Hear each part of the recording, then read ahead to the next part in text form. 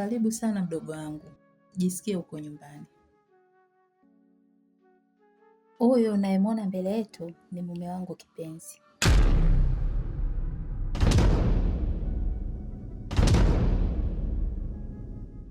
Anaitwa Mr. Ganyai.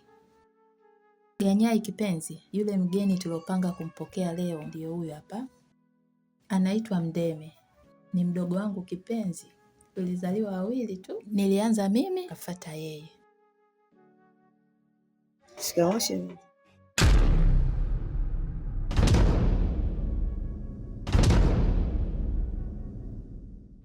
Marahaba. Hujambo? Jambo. Karibu sana. Jisikie uko nyumbani. Nimekaribia shemeji.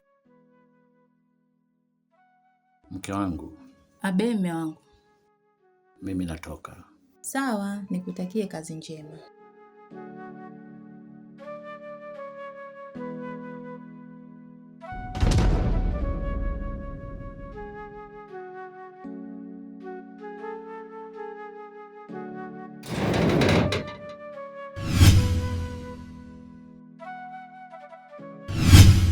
Mdeme, hivyo ndivyo alivyo mume wangu. Kama hujamzoea, unaweza ukamwona yuko serious sana, lakini wala ni mzungu wa roho. Utaamini maneno yangu hapo mbele. Hata usijali dada, haina shida. Karibu ndani, lete begi nikupokee mdogo wangu. Dada na wewe uje nipokea stage, uje kunipokea shafika.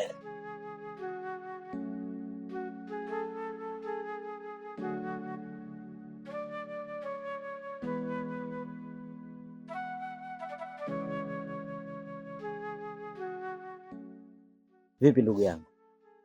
Mbona leo umekawia sana, tofauti na makubaliano yetu? Mbaya zaidi, na kupigia simu yako upokei. Nini tatizo? Hadi ukanitia wasiwasi. Hivi hapa nilikuwa nakuvutia muda, si muda mrefu ungeniona nipo kwako. Bwana ndugu yangu Dakota, nisamee bure kwa usumbufu wowote ulioupata. Lakini hiyo simu unayonilaumu kuwa unapiga sipokei ndio ilionichelewesha mimi kukutafuta. Mimi kama nilivyokuambia, chaja yangu inazingua. Yaani ukitaka kuchaji mpaka uhangaike nayo. Kwa hiyo nilienda kuilaza chaji kwa Kindindi. Sasa kumbe ule bwana ana mgonjwa Muhimbili, na kutokana na harakati zake nafasi yake ya kwenda kumuona mgonjwa ndo alfajiri. Kwa hiyo asubuhi kadamkia Muhimbili, kwa hiyo ikabidi nimsubiri mpaka arudi. Hivi ndo karudi, nimechukua hii hapa, ndo nimekuja. Oh, sawa, nimekuelewa kaka Ganyai. Sawa, nashukuru kwa kunielewa. Vipi wale watu wetu, walikuja kama walivyoahidi?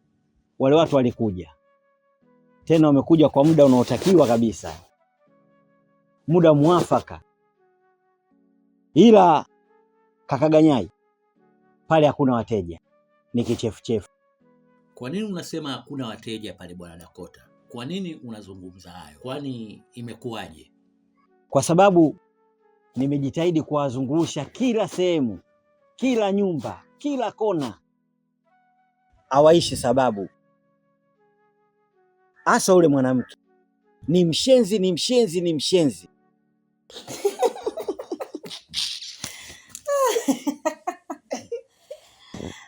Niambie mdogo wangu. Sasa bado wewe ndio uniambie mimi. Maana nipe siri ya upembo wako. Unang'aa. Yaani umenawili dada yangu. Yaani ndio umefanana na marehemu mama jamani.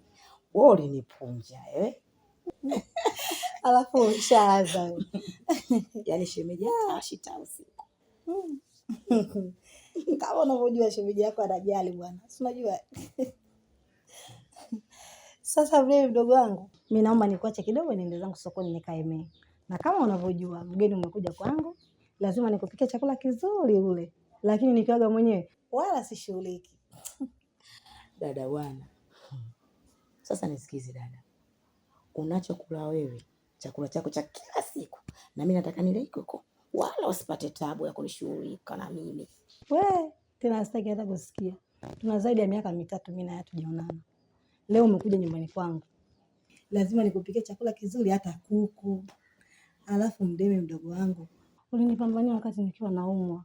Kipindi hiko sina mbele wala nyuma. Ulinipigania kuokoa uhai wangu. Leo hii dada yako alhamdulillah. Huu ni wakati wako kula matunda dada yako sasa. Kwa hiyo dada unanilipiza, si ndio? Sina maana hiyo. Dada nisikilize. Mimi ni mdogo wako, tumbo moja. Baba na mama amefariki, ametuacha wawili tu. Wewe ni mkubwa, mimi ni mdogo. Dada, shida zangu zako, shida zako zangu. Sasa unavyosema hivyo, mimi unanisikitisha bwana. Yaani kama unanilipiza fulani hivi. Afu bwana usikumbuke ya nyuma bwana dada. Mimi sijapenda. Basi sawa, nimekuelewa mdogo wangu. Ila naomba niache kidogo niende sokoni kaimee. Tuje kupika sawa? Sawa.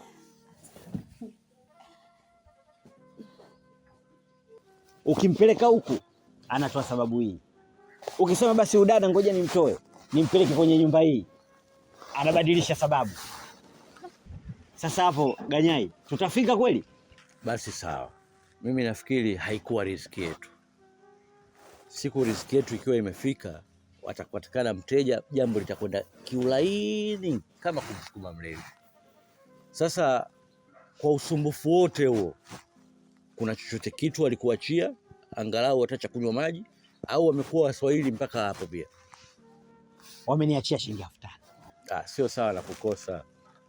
Unajua watakiwa kushukuru Mungu kwa kile unachokipata. Sasa bana, mimi pale nyumbani kwangu nina ugeni umenifikia asubuhi hii, lakini pia ndugu yako niko Majalala. Wewe unajua mambo yetu kidogo sikumilizi hapo vizuri. Nafahamu. Sasa mimi nataka nikuombe kitu. Ndio. Katika hiyo shilingi 5,000 tuimege. Wewe baki na 3,000, mimi nipe 2,000. Ili nipate angalau ule mgeni wangu nimchukulie hata soda. Hapo mimi nimekuelewa.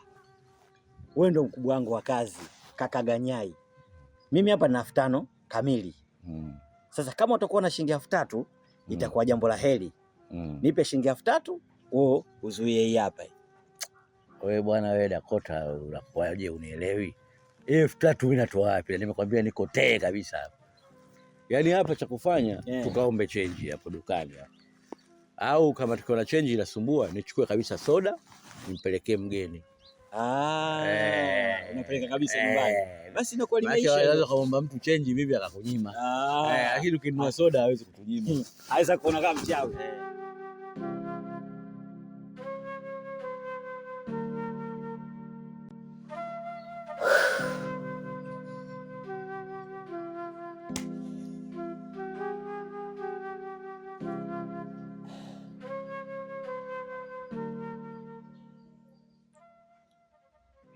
Hatimaye nimekupata Mr. Ganyai. Hatimaye nimekupata mpenzi wangu. Ndeme.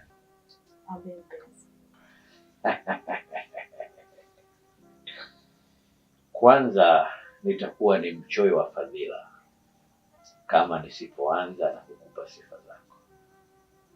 Wewe mtoto unajua sana mpenzi. Unajua kuna vitu fulani waga unanifanyia, najikuta nipo katika dunia nyingine kabisa. Lakini sasa kuna kitu unanikosea, roho inaniuma sana. Unajua Mdeme, wewe bado ni binti mdogo, lakini pia ni mrembo. Hata ile neno mrembo halitoshi kuelezea sifa zako. Yaani unatosha kabisa wewe kufugiwa ndani, kuishi kama mke. Sasa nashangaa kitu gani kilichokupata wewe ukakata tamaa ya maisha ukachagua umalaya? Yaani ulishindwa hata kuuza sambusa, vitumbua, ukaamua kufanya kazi ya kujiuza.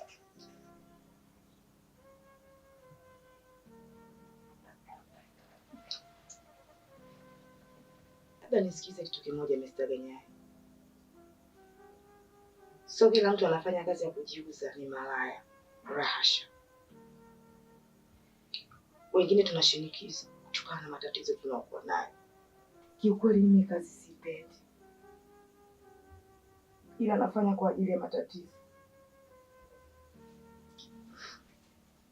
napoteza utu wangu, napoteza thamani yangu kama mwanamke. Tena isitoshe tunapewa hela ndogo sana. Basi inatosha. Umeongea kwa hisia kali sana. Sasa let me tell you something. Bila kujali tumekutana kwenye mazingira gani, mimi thamani yako kwangu haijawahi kupotea. Na ndio maana umeona kila siku ninapohitaji starehe au tulizo la moyo, nimekutumia wewe peke yako. Kiukweli mimi nimekupenda, na hapa tupo katika umradi na mafundi wenzangu. Kwa bahati mbaya tumafundi tumepatiwa chumba kimoja, lakini kama ningekuwa naishi kwenye chumba changu mimi binafsi Ganyai, leo hii ningekufungia tuishi wote. Ila sio neno, mradi unaelekea ukingoni. Utakaporudi kwenda Dar es Salaam, mimi nitaondoka na wewe. Nitakwenda kuishi na wewe kama mke na mume.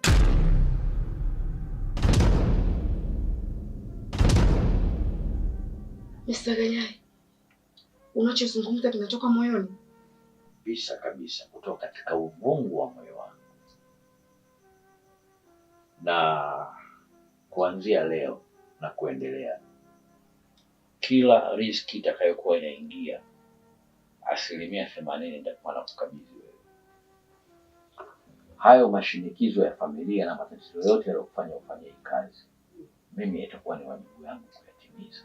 Kila pesa nitakayoipata nitakukabidhi wewe, na nafanya hivi ili watu wengine wasiweze kukununua na kukutumia. Nataka uwe wa kwangu peke yangu, siwe na sababu ya kuendelea kujiuza mpaka nitakaporudi na wewe kwenda Dar es Salaam kuishi. Ila sasa nataka unithibitishie, endapo nitafanya yote haya, utakuwa tayari kuacha hii kazi ya kujiuza?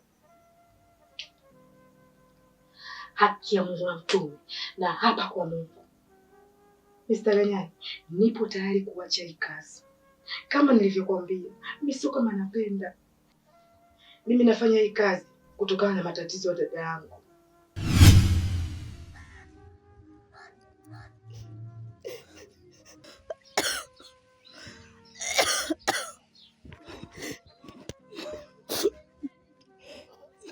Ndeme. Abe dada. Ganyai, siwezi kupona.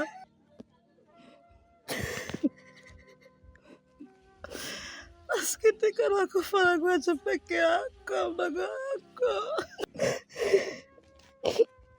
Hapana dada, usiseme hivyo. Kwani kuugua sio kufa, kuugua ni ibada. Mungu atakusaidia dada yangu, utapona. Utarudi kwenye hali yako ya kawaida dada.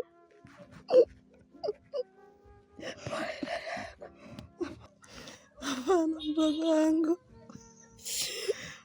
fariji tu.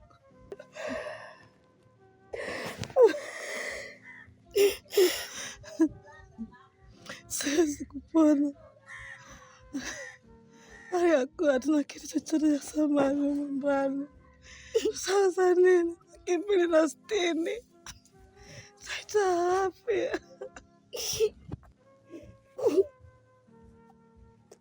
Dada, basi usiongee sana, unajiumiza dada yako. Alafu dada, mimi nipo kwa ajili yako. Nitahakikisha nitafanya mbinu yoyote, kazi yoyote, ili mradi dada yangu uweze kurudi kwenye hali yako kawaida.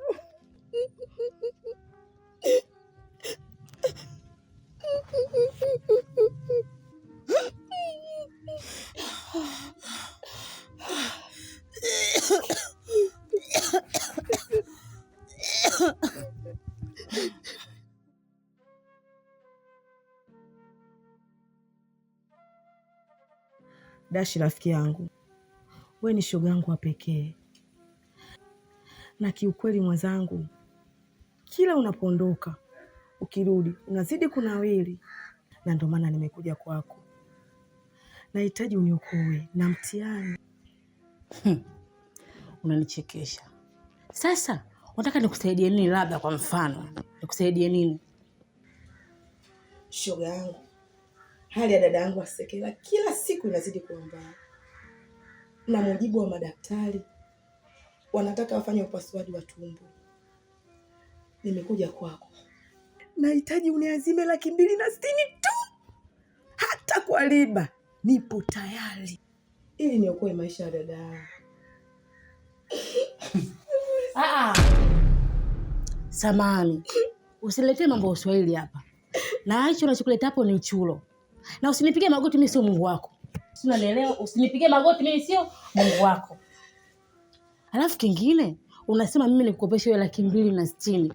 Una uwezo wa kunilipa mimi? Kwa kazi gani unayofanya? Tena kwa riba. Utaipata wapi wewe mpaka unilipe mimi? Hiyo si lawama hiyo. Shoga yangu, dada yangu Sekela akipona tu, nipo tayari kufanya kazi yoyote ili nikulipe pesa yako. Nahitaji kuokoa maisha dada yangu tu, nipo tayari kufanya kazi yoyote. Tatizo lake unaongea sana kama mpiga debe. Kwa sababu tu na shida na hiyo pesa umhudumie dada yako. Nitapokuja kukupa hela yangu wewe, utakuja kunisumbua huko mbele. Alafu mimi mwenyewe napata pesa kwa ugumu. Dash rafiki yangu, ipo chini ya miguu yako. Mimi naomba msaada wako, nisaidie.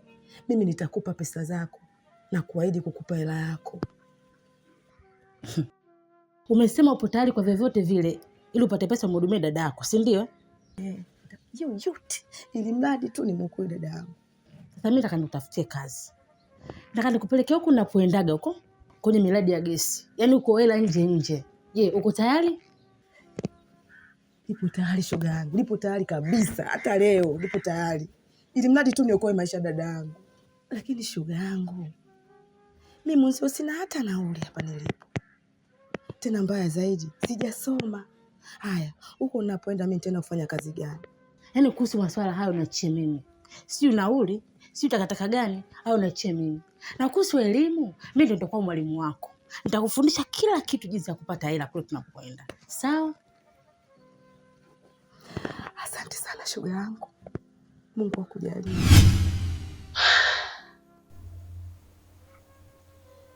Ndio nikajikuta nimeletwa huko. Nafanya kazi ya kujiuza. Pole sana. Hadithi yako hakika inasikitisha. Lakini unapaswa kumshukuru Mungu kila jambo. Inawezekana yasingetokea yote haya usingekuja huku. Na labda usingekuja huku tusingekutana mimi na wewe. Nikutoe shaka kabisa. Matibabu yote ya dada yako nitayagharamia. Nipe siku chache tu, nitakuwa nimekamilisha kwa kiasi kinachohitajika ili aweze kufanyiwa upasuaji.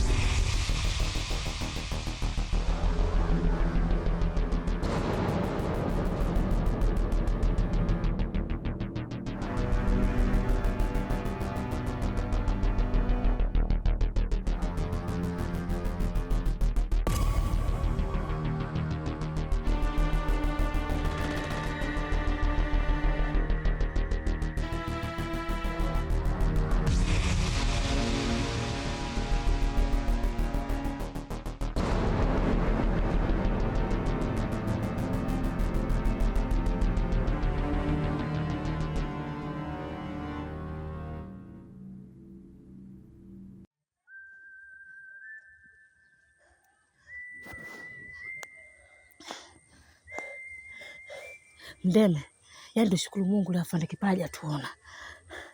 Yaani angetuona hapa, angechukua kila kitu 50,000. Yaani nuksi kama nini? Ashaye kunikamata wale. Akachukua hela zangu na akanitumia kimaumbile anavyojua yeye. Yaani yeye akachukua kunifanya kanifanya, na ukishamuona anapiga rada hivi basi jua na haja zake. Lakini Dashi, kumbe ni mambo yenyewe haya ya kupelekana mapolisi tena. Mimi hapana. Naomba nirudi zangu nyumbani. Wewe Mdeme unaongea nini? Katika kazi kama hizi changamoto hazikosekani. Yaani ushaambua kazi kazini, ajali kazini. Hizi ni ajali tu kwenye kazi. Umeona kwa mzungu unazuba wewe bwana, hapa ondoki mtu. Hata kama hakuna kazi sio na changamoto, lakini sio kwa kamata na polisi.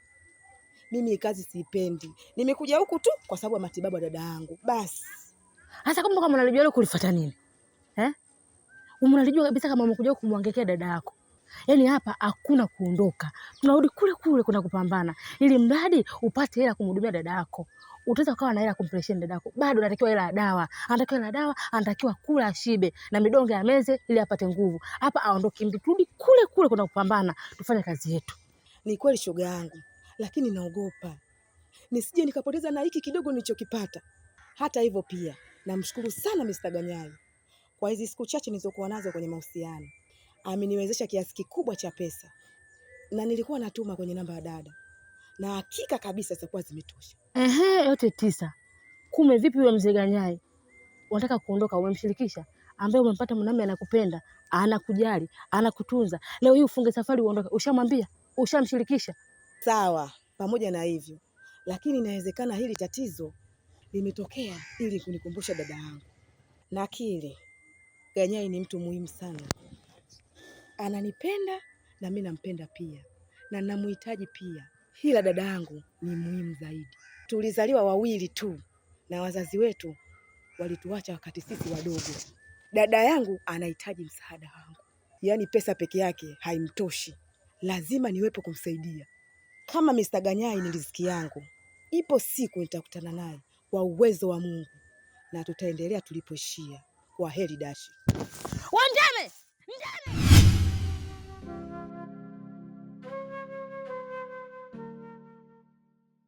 Mr. Ganyai, hatimaye tumeonana tena. Mwanaume wa kwanza kunifundisha mapenzi. Wewe ndiye mwanaume ulioteka moyo wangu na akili kupenda. Sijawahi kukusahau hata siku moja. Nasikitika tumekutana ukiwa kama shemeji yangu, ukiwa mume wa dada yangu wa damu. Nitafanyaje mimi Mdeme?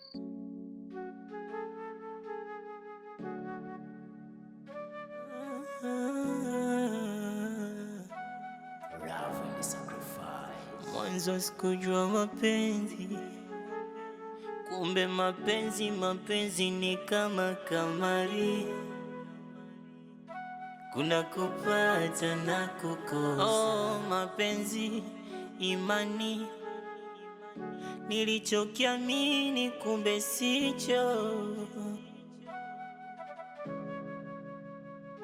Nirizani najenga, kumbe nazidi bomoa. Nilijua nimepata, kumbe nimepatikana. Nilijua naimarisha pendo, kumbe nalitoa kafara. Nilijua napendezesha mjengo.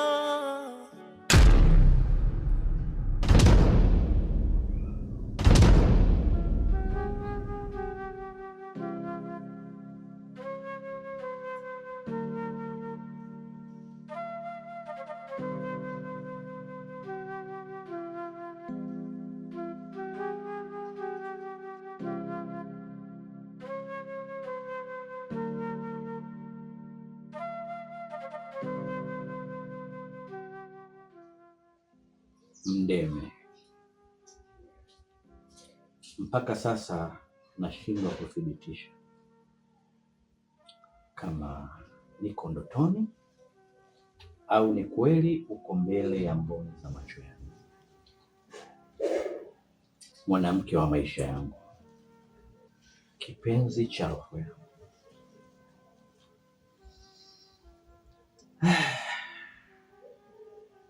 Nilijitahidi kukutafuta sana, marafiki zako wakaniambia umeacha ile kazi, umerudi kupambania uhai wa dada yako, lakini pamoja na kutokukuona, sijawahi kuacha kukupenda wala sijawahi kukusahau hata siku moja. Nilibaki kwenye matumaini kwamba ipo siku tutakuja kuonana tena. Naamini hiyo siku ni leo.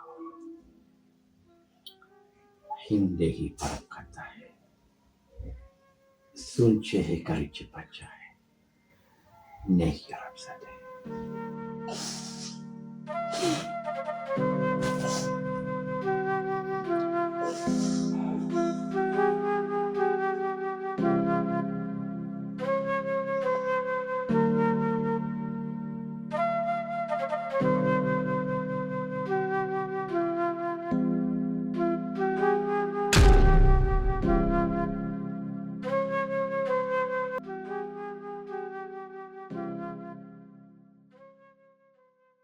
Mr. Ganyai, unajua wewe ni rafiki yangu wa muda mrefu sana. Alafu isitoshe urafiki wetu sasa hivi unakaribia kuwa undugu. Hujawahi kunificha jambo lolote lile, liwe la heri ama liwe la shari. Kwa muda mchache niliokutazama na kuona kabisa hauko happy, hauko sawa kabisa. Ganyai, mimi nakufahamu wewe sio mtu wa hivyo. Hebu niambie, kitu gani ambacho kinachokufanya wewe ukose raha, ukose furaha kabisa? Mwenzangu, vipi, unaumwa au inakuwaje?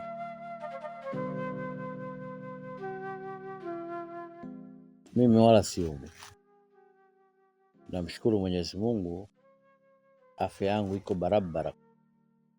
Niko sawa mdogo wangu. Kumbe tatizo nini?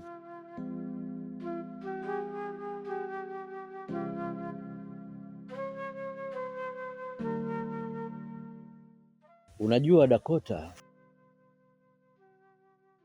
wahenga hawakukosea waliposema mficha maradhi mauti huja kumuumbua. Kweli siko sawa. Kuna jambo linanichanganya sana, linatesa akili yangu. Na jambo lenyewe sio jipya. Asubuhi tulipoonana nilizungumza na wewe, nikakwambia kuna mgeni nimempokea pale. Yule mgeni ni shemeji yangu, ni mdogo wake na Sekela, baba mmoja mama mmoja.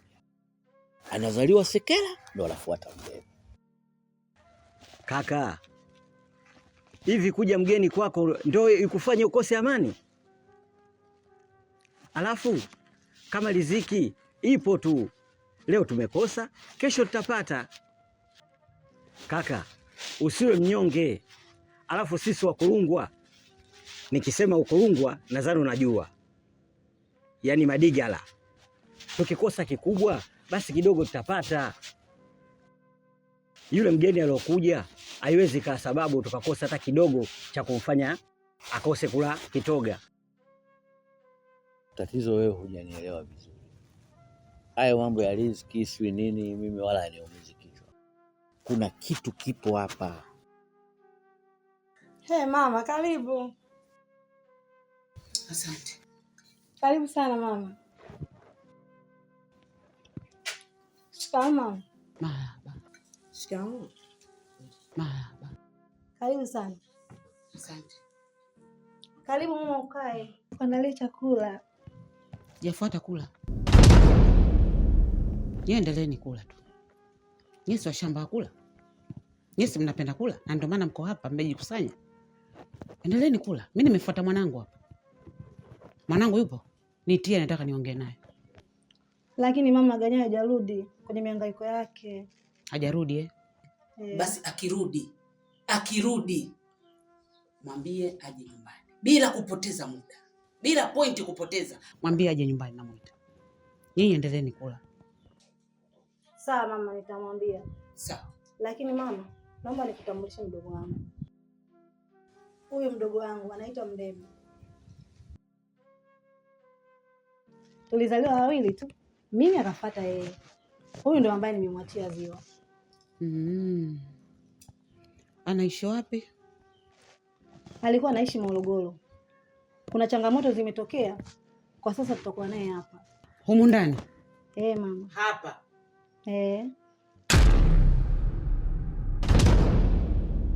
Haina shida. Hayo si ya kufuata hayo, kwamba eti kaja anakaa hapa anakaa wapi. Mtoto wangu akija mwambie namuita. Endelee kula. Mimi sio fala, sio mshamba wa kula. Si mnakula kuku? Endeleeni kula. Sasa kuna wakati tulikuwa tuna mradi wa gesi njia ya kusini. Kule ndipo nilikutana na ule shemeji yangu Mdeme. Na nilipokutana na ule binti, tulizama kwenye dimbwi la mapenzi. Tulipendana sana. Na kitu kimoja nikwambie bwana Dakota, tunaona mimi kaka yako mpaka hizi nywele zimeanza kubadilika zitakuwa nyeupe. Hii maana yake umri umesogea. Mimi nimekula kidogo eji. Yaani ningekuwa nyakati hii moja kasoro, saa yote giza linaingia.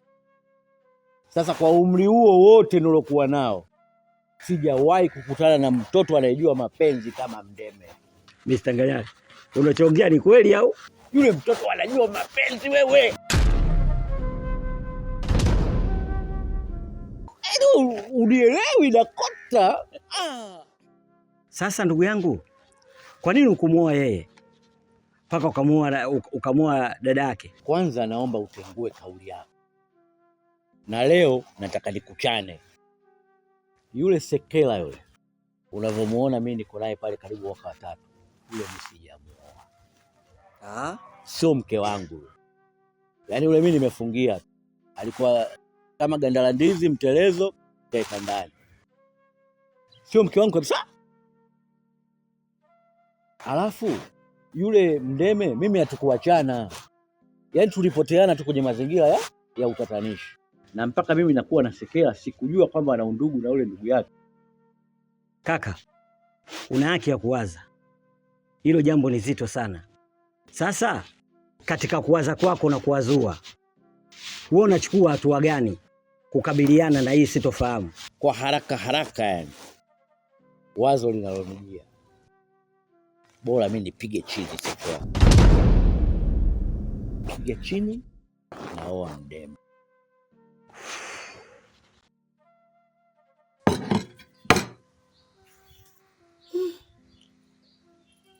Dada, kuna usalama kweli hapa? Maana yule mama amekuja hapa ana hasira tena mbaya zaidi. Ndivyo nitambulisha tu kwake, yaani kazidi kukasirika. Hivyo ndivyo alivyo mama mkwe wangu. Yaani ana kisilani hatari. Kila nikijitahidi kuonyesha upendo, hata siku moja hajawahi kunipenda. Hapa najiuliza, hali ya kuwa hivi sijaolewa, je, nikiolewa itakuwaje? Ila dada, pole sana. Una moyo wa chuma. Maana yule mama alipokuja, nywele zilisisimka, tumbo liliunguruma, yaani ukuku nilimuona mchungu. Kaja na makasiriko. Mpaka nikaogopa. Mdeme mdogo wangu, usihofu. Yeye hana chochote anachoweza kukifanya. Hali ya kuwa baba mwenye nyumba karuhusu ukae hapa, hata usijali. Relax. Hapana dada. Siwezi kurelax katika hali ile.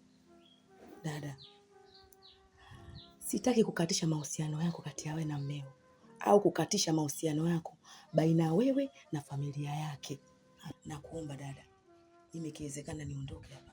Mimi nitakaa tu sehemu yoyote, lakini sitaki nyumba yenu isiwe na amani. Unafika mbali sana mdogo wangu Mdeme. Wewe ni mdogo wangu kipenzi. Na kama unavyojua, tumezaliwa wawili tu. Kama wewe kikukuta matatizo ndio umenikuta mimi. Sasa kama yakifikia hivyo, ni bora tukaondoka wote mdogo wangu. Dada, unasema maneno gani hayo jamani? Basi dadangu, nitakuwa pamoja na wewe. Nakuahidi. Kweli. Kama unanijali. Acha tuendelee kula. Wewe Ganyai, yani wewe nilipokuwa nakutafuta wewe. Bwana wewe. Mbona umekuwa mbabaifu kiasi hicho? Unajua sikuelewi kabisa wewe Ganyai. Leo siku ya 3 hujafika nyumbani. Asubuhi nimekupigia simu uniletee losheni, umenigandisha tu, haujatokea. Saa hizi nakuona na nini kwato zako hapo unaenda nyumbani kwako. Nikuelewe vipi wewe? Nyamkumba, unajua kipenzi changu, unayozungumza yote ni haki yako na una haki ya kuyatamka, lakini mfumo unaotumia sio sahihi. Hivi ni vitu vya kuzungumza kwa utaratibu. Umeniita unabwata kuanzia huko, unataka kuwapa watu faida. Si uje uzungumze kwa sauti ya chini tu. Unampayukia nani sasa namna hiyo? Sikiliza wewe, niache niongee. Kama ungekuwa unayataka hayo, ungekuja nyumbani kwangu. Kwa hiyo wewe ulitaka nije nyumbani kwako mbele ya mkeo ndio nije niongee haya mambo? Maana yule mwanamke ndio unamuona mali, alafu mimi hapa kugandisha tu nyumbani. Sasa hivi tena umetafuta na njia ya kupita yote hiyo kunikwepa mimi. Kwa sababu gani? Basi usifike huko. Mimi binafsi nimekuelewa. Lakini wahenga walisema muungwana anavuvukwa na taulo uchutama. Mimi leo kweli nimeteleza, nimekosea. Kwa hiyo nisamehe. Ila kesho mapema sana niko nyumbani kwako. Sitaki wewe ni muongo. Sitaki nakwambia Ganyai, usinione mimi mtoto mdogo, usinione mimi mtoto mdogo. Usinione mimi sina akili. Sitaki. Unajua Nyamkumba, mimi nafahamu kabisa kwamba unawaka na kupanic kwa sababu ya upendo wa dhati uliokuwa katika moyo wako juu yangu. Lakini mimi sijaacha kuja kwa makusudi. Leo mambo hayakwenda vizuri. Hivi hata ukinitizama mimi Ganyai, unioni kama nimenyongea kidogo? Yaani akili yangu yenyewe imechoka. Kila mpango nilopanga ukufanikiwa. Kwa hiyo nisamee kipenzi changu. Mambo yangu magumu. Umetaka lotion, sija hela lotion. Hela shilingi 10 sija, nakujaje kwako sasa? Aha. Kwa hiyo kama hauna hela ndio uwezi kuja nyumbani kwangu. Umenielewa? Sasa na hivi vingine ananitimizia nani? Atanitimizia nani? Ili usigombane na mimi, naomba ugeuze sasa hivi twende nyumbani. Ushanielewa? Naomba ugeuze sasa hivi twende nyumbani ukanitimizie. Hapa nilipo nina upwilu.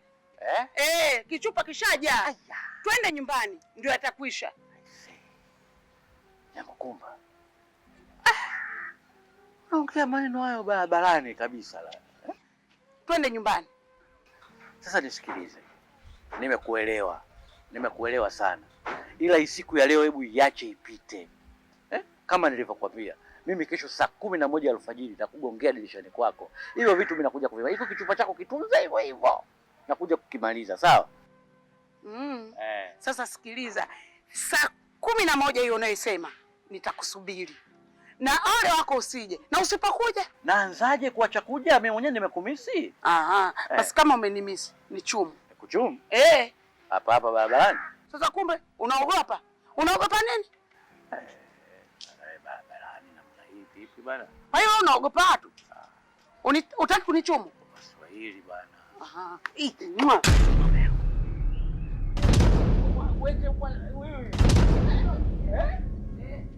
Wacha we. Nyamkumba. Wewe Nyamkumba we.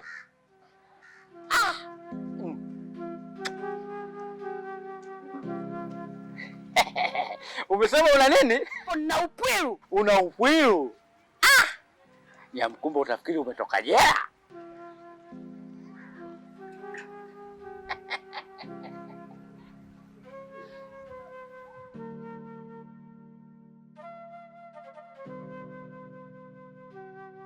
Nisikize vizuri wewe mkedele wa kiume wewe. Nimekuambia sikuhitaji. Jamani, wewe mbona uelewi wewe? Nimekuambia kila mtu aendelee na maisha yake. Unanikausha sauti tu kila siku. Mimi sitaki, nimekuchoka. Unasemaje? Hebu kuwa na huruma na mimi basi. Mambo yote ulionifanyia hata ukumbuki, si ndio? Unajifanya umesahau Mwanaume malaya wewe. Unajisahaulisha si ndio? Hebu achana na maisha yangu wewe. Vipi wewe? Kwani wanawake wengine si hao wanawake zako kwani hawakutoshelezi? Wewe. Nani? Siri mwanaume.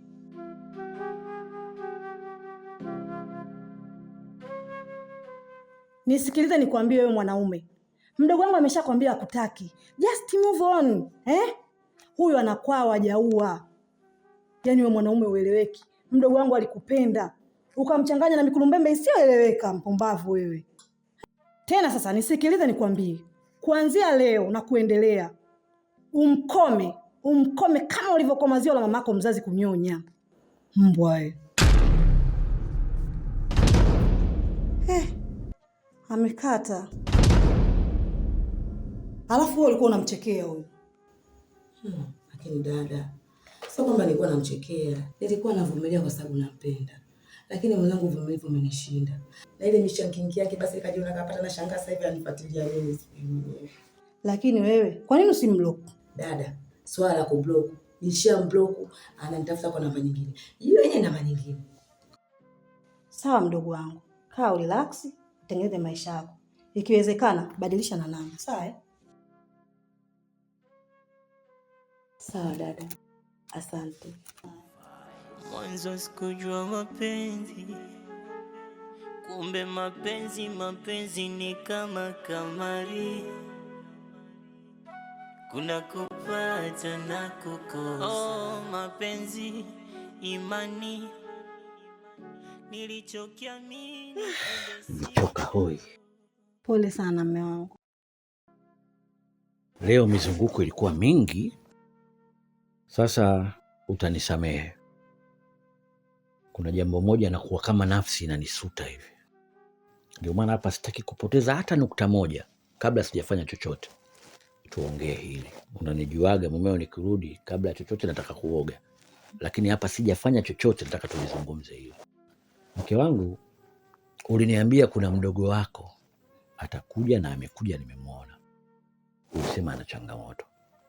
Ila hukunieleza zaidi changamoto zenyewe ni zipi. Sasa nikiwa kama baba mwenye nyumba napaswa kujua. Sawa? Naweza kuwa hata na ushauri.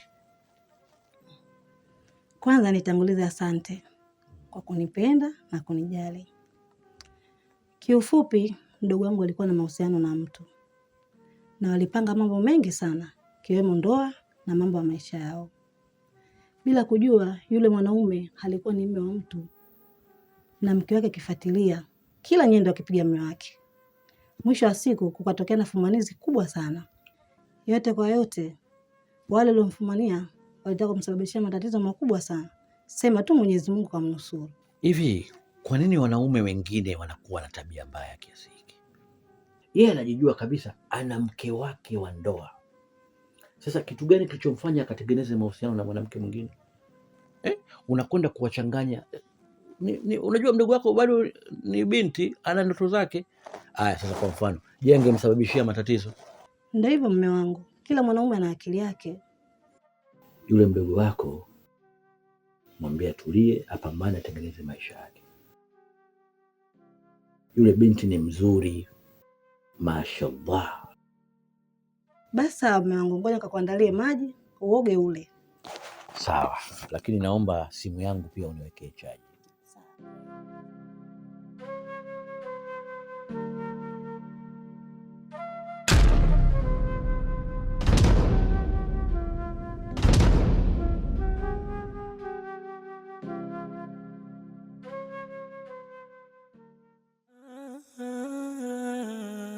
Mwanzo sikujua mapenzi, kumbe mapenzi ni kama kamari, kuna kupata na kukosa. Oh, mapenzi imani, nilichokiamini kumbe sicho. Nirizani najenga, kumbe nazidi bomoa. Nilijua nimepata, kumbe nimepatikana. Nilijua naimarisha pendo, kumbe nalitoa kafara. Nilijua napendezesha mjengo, kumbe ndo anaitoa sadaka.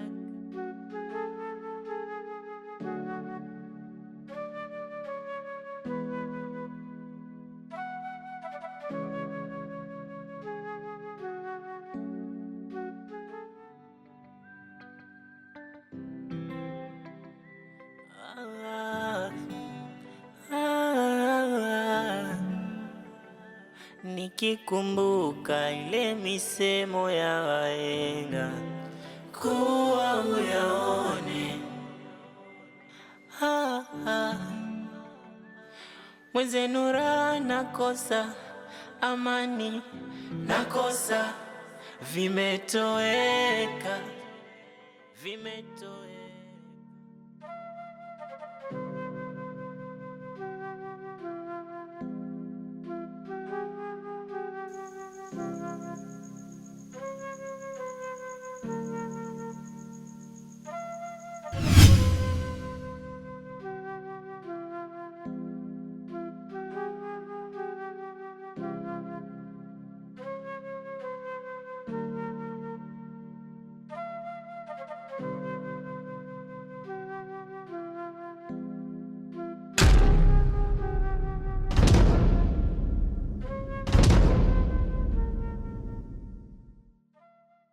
Shemeji, mbona uko hapa?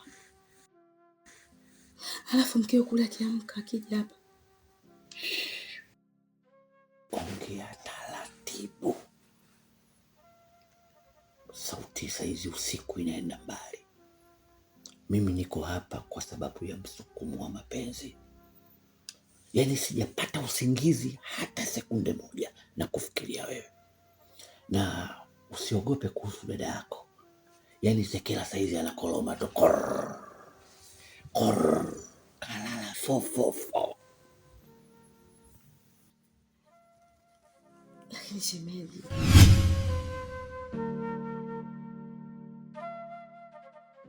hapana shemeji, tafadhali naomba uniheshimu. Sasa hivi mimi ni shemeji yako. Kama mapenzi yalikuwa huko zamani na sio sasa, naomba heshima ifuate mkondo wake. Dada yangu nampenda, damu moja hiyo, kumbuka. Yaani kitu ambacho hujui, mimi siwezi kukuacha. Kwa sababu katika mapenzi yetu mimi hatujawahi kugombana na tulikuwa tunapendana kwa dhati. Sema tulipoteana katika mazingira ya utatanishi Mdeme. Na nilikutafuta sana. Kwa hiyo baada ya kukosa nikaingia kwenye mahusiano na Sekela, lakini sikujua kama Sekela ni dada yako. Tafadhali usinikatili. Hebu naomba nipe nafasi nyingine. Pamoja na hayo, naomba uniache. Maana hapa nilipo na stress zangu kibao. Halafu anaweza kaamka. Dada, tafadhali naomba uondoke. Are you sure? I'm sure. Wewe kweli?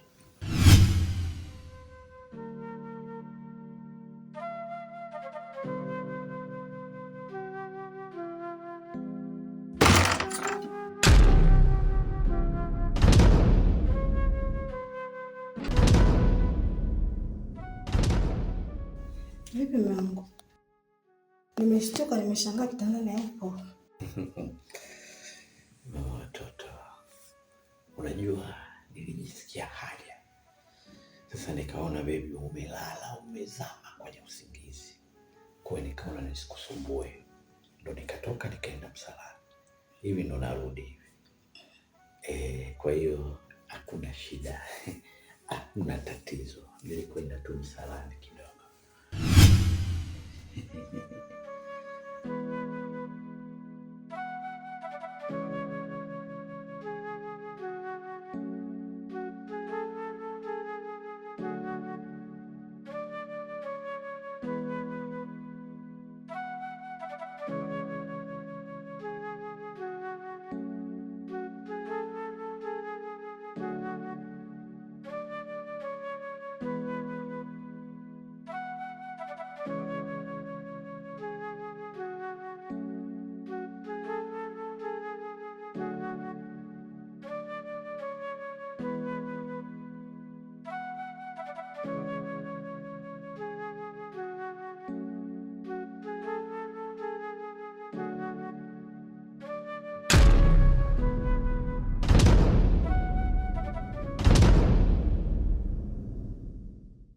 Nirizani najenga kumbe nazidi bomoa. Nilijua nimepata, kumbe nimepatikana. Nilijua naimarisha pendo, kumbe nalitoa kafara. Nilijua napendezesha mjengo. Afadhali nimekuona mwanangu Ganyai, umri uliokuwa nao mkubwa hivyo, bado unakuwa mshamba wa mapenzi. Limbukeni wa mapenzi mpaka hapo, si ndio? Kwa nini uko mshamba kiasi hicho? Mwanangu, mimi mama yako mzazi, unijali kwa heri wala kwa chani. Na lini sikumbuki umenipa shilingi 10,000 ya pamoja. Sijui mpaka sasa hivi sikumbuki. Kila kitu najifanyia mwenyewe kama sina mtoto. Halafu ulivyokuwa bwege, unajaza ndugu wa mwanamke ndani. Huna maendeleo yoyote. Wanakula tu, wanalala tu. Lakini sasa Bizo, acha nitoe dukuduku langu. Mpuzi mkubwa wewe. Ala. Halafu nikwambie, unajua yule si mke, yule ni hawara tu. Anatoa wapi nguvu za kuleta ndugu zake pale na kuishi pale na kula anachokitaka? Jiangalie sana mtoto wangu. Sasa mama yangu mzazi Mizuki, ni kweli yule ni shemeji yangu, mdogo wake na mke wangu, baba mmoja mama mmoja. Sasa kule alipokuwa akiishi awali, kuna changamoto na matatizo yamempata. Kwa hiyo ndo mke wangu akaniomba tumpokee, tumsaidie kwa muda. Hakuna kitu kama hicho. Hakipo hicho kitu. Wewe una ndugu wangapi maskini? Una ndugu wangapi hawana kitu? Mbona unashindwa kuwasaidia? Mbona mtoto wa dadako anashindwa kumpeleka shule na wewe unashindwa kumsaidia? Jiangalie wewe. Una kazi ya kunenepesha shetani wakati kiti anaumia. Huo ni ujinga katika maisha. Jiangalie sana kijana wangu. Unaumia. Sikia mkwambie. Nimewakuta mkeo sijui mbawa lako yule mke bado hajakuwa mke. Nimemkuta hawarako na mdogo wake chini ya ndugu gani wamejikalia tu wana relax kwenye vitu wanakula minyama hiyo. Lakini mama, hebu jaribu kupunguza munkari kidogo. Mbona ni vitu vya kuzungumza tukaelewana? Acha jaziba mzazi wangu. Sina haja na wewe. Sitaki hata kukuona. Na kuanzia leo hii nyumbani kwako sitakanyaga. Na hunioni kukanyaga kwako. Mimi nakwambia kweli. Kwa sababu huwezi kunifanya mimi sina akili. Mimi ndio mwenye mtoto. Jiangalie mtoto wangu. Wewe umerogwa. Sasa mimi sina haja na wewe na naondoka na kwako sikanyagi.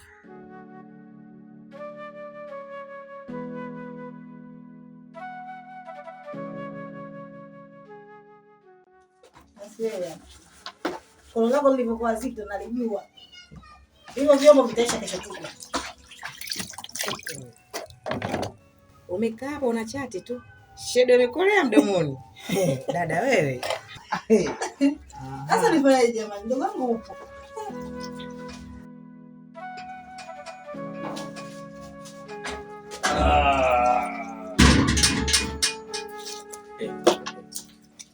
Saa hizi mnaosha vyombo, chai ipo tayari kweli hapo? Tayari. Hata mimi nakaa wapi au sitakie? Ikiapa shemeji. Afadhali shemeji yangu. Nipe shemeji yangu bwana kiti nikae. Dada yako wakati tunaanza kuishi yote, alikuwa nikaya. Lakini sasa hivi sasa tunaishi kwa mazoea. Ajue huyu mwenye nyumba kufika. Shemeji yangu Mdeme, leo nilitoka asubuhi sana. Kuna mtu bila kumdamkia ningemkosa. Kwa hiyo sikupata bahati ya kukujulia hali. Umeamkaje? Nashukuru Mungu shemeji, sikia Mungu. Marhaba. Jambo? Jambo. Lakini leo nimepata kuthibitisha kwamba mguu wa kutoka Mtume kauombea. Kwa sababu katika safari yangu niliyokwenda nimepata neno kidogo zuri. Kwa hiyo nikaona nilifanye kama wazo nije niliwasilishe kwako shemeji yangu. Lakini wakati naliwasilisha inapendeza na hivi na dada yako na Isekela yupo ili kwa pamoja tupate kulijadili. Kama tutaliona linafaa basi tutaendelea nalo. Kinyume na hapo kama litaonekana halifai si neno, tutaliacha. Maisha mengine yatapata kuendelea. Sawa shemeji, nimekuelewa. Nakusikiliza. Sawa. Kiufupi, katika kukaa kuwaza na kuwazua kwa kipindi kifupi tu, nimeona shemeji yangu kwa jinsi alivyonielezea dada yako Sekela mitihani na changamoto ulizopitia na mpango wako ulioweka sasa wa kujipanga upya. Ukikaa idle hivi upo tu muda mwingi utakuwa una mawazo. Sasa nikaona wakati shemeji anajipanga na mimi nijaribu kuweka kitu hapo ndani yake. Nimekutafutia kazi. Si kazi kwa maana ya kazi, ni ajira fulani, kibarua, lakini kinatosha kujishikiza kwa sababu utakuwa unapata chochote kitu kitakusaidia kujikimu na kujiwekea viakiba vya hapa na pale. Sasa nilipokwenda kule ndo nilikutana na swaiba yangu, akanieleza hilo wazo na mimi nikaona nilete kwako. Kama utajiona shemeji una utayari wa kufanya kazi sasa hivi, basi kuna sehemu ajira hiyo. La ukijiona bado unataka kupumzika, wewe ndio mwenye maamuzi. Sijui unasemaje kwenye hilo. Kabla mhusika hajajibu, mimi naomba nimjibie. Kwanza nikupongeze mume wangu kwa kumjali mdogo wangu. Pia naungana na wewe mkono. Sasa sijui tuambie tu ni kazi gani ambayo umemtafutia. Swali zuri. Kwa kifupi, kuna swaiba yangu mmoja hivi, ni bwana mdogo wangu anaitwa Raida. Sijui kapata wapi hela yule mbwa. Lakini nimekwenda kwa mambo yangu leo asubuhi, akaniambia kafungua ofisi hizi 2. Kafungua ka grocery, alafu kafungua na kefu au kimgahawa. Katika hizo ofisi zote anahitaji mfanyakazi msimamizi pale. Kwa hiyo nikamwambia mimi kuna shemeji yangu Mdeme, tuko naye pale nyumbani sasa hivi. Kwa hiyo nitakwenda kuzungumza naye. Kama mwenyewe ataonyesha nia au uhitaji, nitamleta muweze kuzungumza.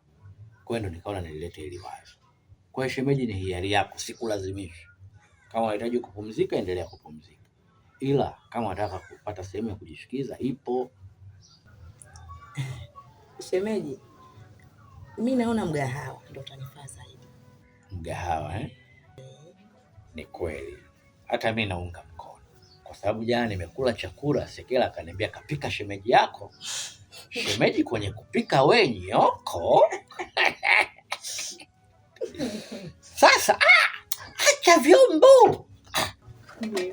We Mdeme vipi? Mchuzi wa mbwa unanyoa ukiwa wa moto bwana. Hivyo vyombo atamalizia Sekela. Wewe sasa hivi jiandae. Yaani sasa hivi. Ala, chelewa utakuta mwana si wako.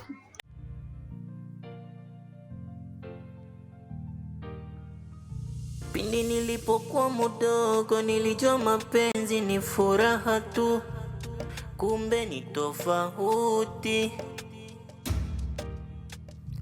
Maana kwangu amekuwa ni ushenzi na kosa raha, ni mawazo tu, nawaza nijitio mahuti. Sometime kula nashindwa, mawazo kichwani kibao yanielemea. Sijui nifanye nini nitoke kwa hili jangwa, na kiu kitaniua. Sawa, nina maisha magumu, sichoke kupambana kwa ajili yako. Hebu njoo kwanza. Barabarani hapa tunaweza tukaongea, tukapita bodaboda ikaleta shida. Mdeme. Mimi nilikuwa naomba tuzungumze kidogo. Wahenga hawakukosea waliposema msema kweli ni mpenzi wa Mungu. Kwa hiyo mimi naomba niwe mkweli na muwazi kwako. Yale yote tulozungumza pale ukiwa na dada yako ni uongo. Hakuna sehemu yoyote ambayo mimi nimekutafutia kazi. Na hii safari hakuna tunapokwenda kwa ajili ya kazi. Ila mimi nilihitaji kutoka na wewe ili nipate muda wa kuzungumza na wewe angalau kwa uchache. Kwa sababu mazingira ya nyumbani yamekuwa sio rafiki na namba yako ya simu ya sasa hivi sijui. Kwa hiyo ndo maana nikatumia trick hii. Shemeji, unajiona uko sawa, lakini hauko sawa. Haya sasa, kurudi nyumbani tunaenda kumwambia vipi dada? Hilo sio tatizo na lisikuumize kichwa. Yaani hapo ni sawa na kuzungumzia kukosa ibada kwa sababu ya kofia tu. Mimi ni Alwatan Ganyai. Yaani nikiamua kukutafutia sehemu ya kujishikiza kwa ajili ya ajira, dakika moja tu. Kuna wadau wengi sana nafahamiana nao. La muhimu na la msingi kwa sasa ni mimi na wewe kuzungumza namna gani tutayarejesha mapenzi yetu na namna gani tutayaendeleza. Hilo ndio la msingi zaidi. Mr. Ganyai, kuhusu mahusiano mimi na haiwezekani tena. Labda nikwambie tu, mimi mpenzi wangu tumerudiana.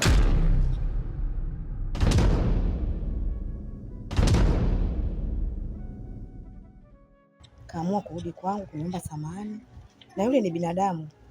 Alafu wanaume ni kawaida yao kukosea. Kwa hiyo mimi kama binadamu nimeamua kumsamehe na maisha yaendelee. Kwa hiyo tafadhali, dadangu anakupenda sana. Nakumbuka yule dadangu wa damu. Siwezi kumfanyia vibaya. Siwezi kumsaliti. Haya sasa, akija akijua dada, upuuzi akija akiujua. Hapana.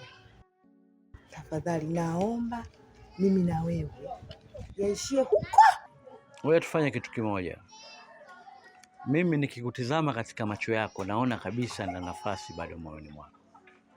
Lakini hivi vitu nikisema tukifanyie papara tunaweza tukakosa utatuzi uliokuwa sahihi. Kwa hiyo sasa, cha msingi mimi nafikiri ungenipatia nambari yako ya simu ili kadri nitakapotaka kuzungumza na wewe niweze kukupigia. Haya mengine yanazungumzika Mdeme, lakini hata kama hatuna mahusiano upasi kuzungumza na mimi kwa hasira, kwa sababu bado mimi ni shemeji yako. Sasa ukiweka kisirani au ukiweka sintofahamu, Sekela atahisi kuna kitu baina yetu. Kwa hiyo naomba unipatie namba yako ya simu. Kuhusu namba, haina.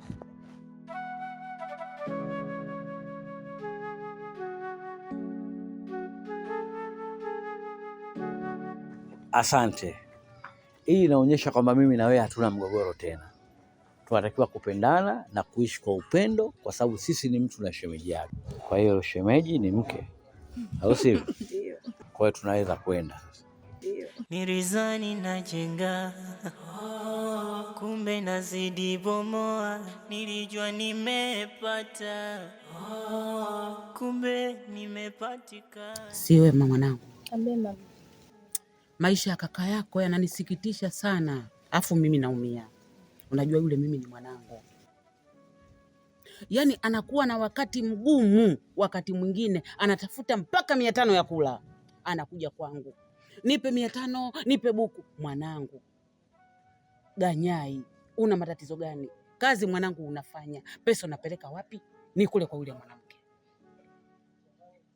Cha kushangaza yule hawala yake kamchukua mdogo wake kamlundika pale ndani, wanakula wanakunywa. Mimi naumia. Mtoto wangu ana wakati mgumu sana, anatafuta hela kwa jasho kubwa sana, jua lake mvua yake, lakini wakati wake unakuwa mgumu, maisha yake yanakuwa magumu, anakuja kwangu ananiomba hela. Kwa kweli hilo sitokubaliana nalo hata mara moja. Kisa ni yule mwanamke? Kisa ni yule mwanamke? Hapana, hapana. Wewe unasemaje? Ni kweli kabisa mama, mimi mwenyewe naumia sana. Umeona, umeniwahi tu, nilitaka nije nikwambie kuhusu hili swala. Hata mimi mwenyewe Ruthi simpendi kabisa, wala sijai kumpenda. Kwa hiyo hapa cha msingi tufanye lolote lile waachane, maana hapa hata ndoa bado, na ikipita ndoa itakuwaje? Hilo nalo neno, hilo nalo neno. Ganyai kakaa tumboni mwangu miezi 9, nimemzaa kwa uchungu. Sitokubali ateseke na wala apate tabu, kisa ni yule mwanamke. Ina maana wale aliowajaza pale ndani, yule mkewe na mdogo wake, ina maana hakuna mahitaji mengine ambao wanataka? Si hapo? Mimi nasema haifungwi. Kama miezi 9 kakaa hapa, nimemzaa kwa uchungu. Kakaako yule mwanamke hamuoi. Yule mwanamke nitasimama kidete mimi na yeye, afe yeye nife mimi, pale ndoa hakuna, na hamuoi. Na hapa nakwambia hamuoi. Mimi ndio Zuki bwana, mimi ndio Zuki bwana. Nitafanya fitina, figisu atakuwa pale haolewi na pale ndani ataondoka. Ni kweli kabisa mama, hapo ndoa hamna na kuaminia mama yangu. Cha msingi hapa tufanye lolote isifungwe kabisa na waachane. Huyo wifi simpendi kabisa. Mimi siwezi kukubaliana nao, siwezi kukubaliana naye kabisa, kwa sababu ananifanya mimi sina akili, na mimi pia nahitaji mahitaji kutoka kwa mtoto wangu. Siyaoni kila siku ya Mungu ni shida, kisa ni yule mwanamke. Ukimwona kapaka shedo huku na huku utafikiri katafuna jongoo, anajitia mzuri. Na uzuri gani yule? Kuna wazuri lakini sio yeye. Huyo mdogo wake kitendawili ukimwona hivi kakako anakarogwa, anawazimwe. Mimi nasema pale ndoa hakuna. Mimi Zuki nasema ndoa hakuna, full stop.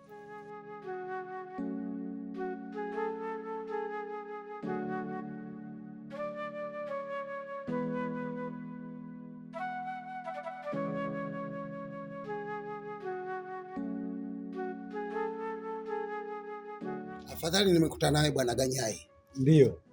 Nilikuwa nakutafuta sana wewe. Wacha bwana wewe. Shikamoo. Marahaba. Baba, msisi wa Msisili. Niseme wazi tu, hata mimi nimefurahi kukuona. Maana takriban kama wiki 3 sija kuona.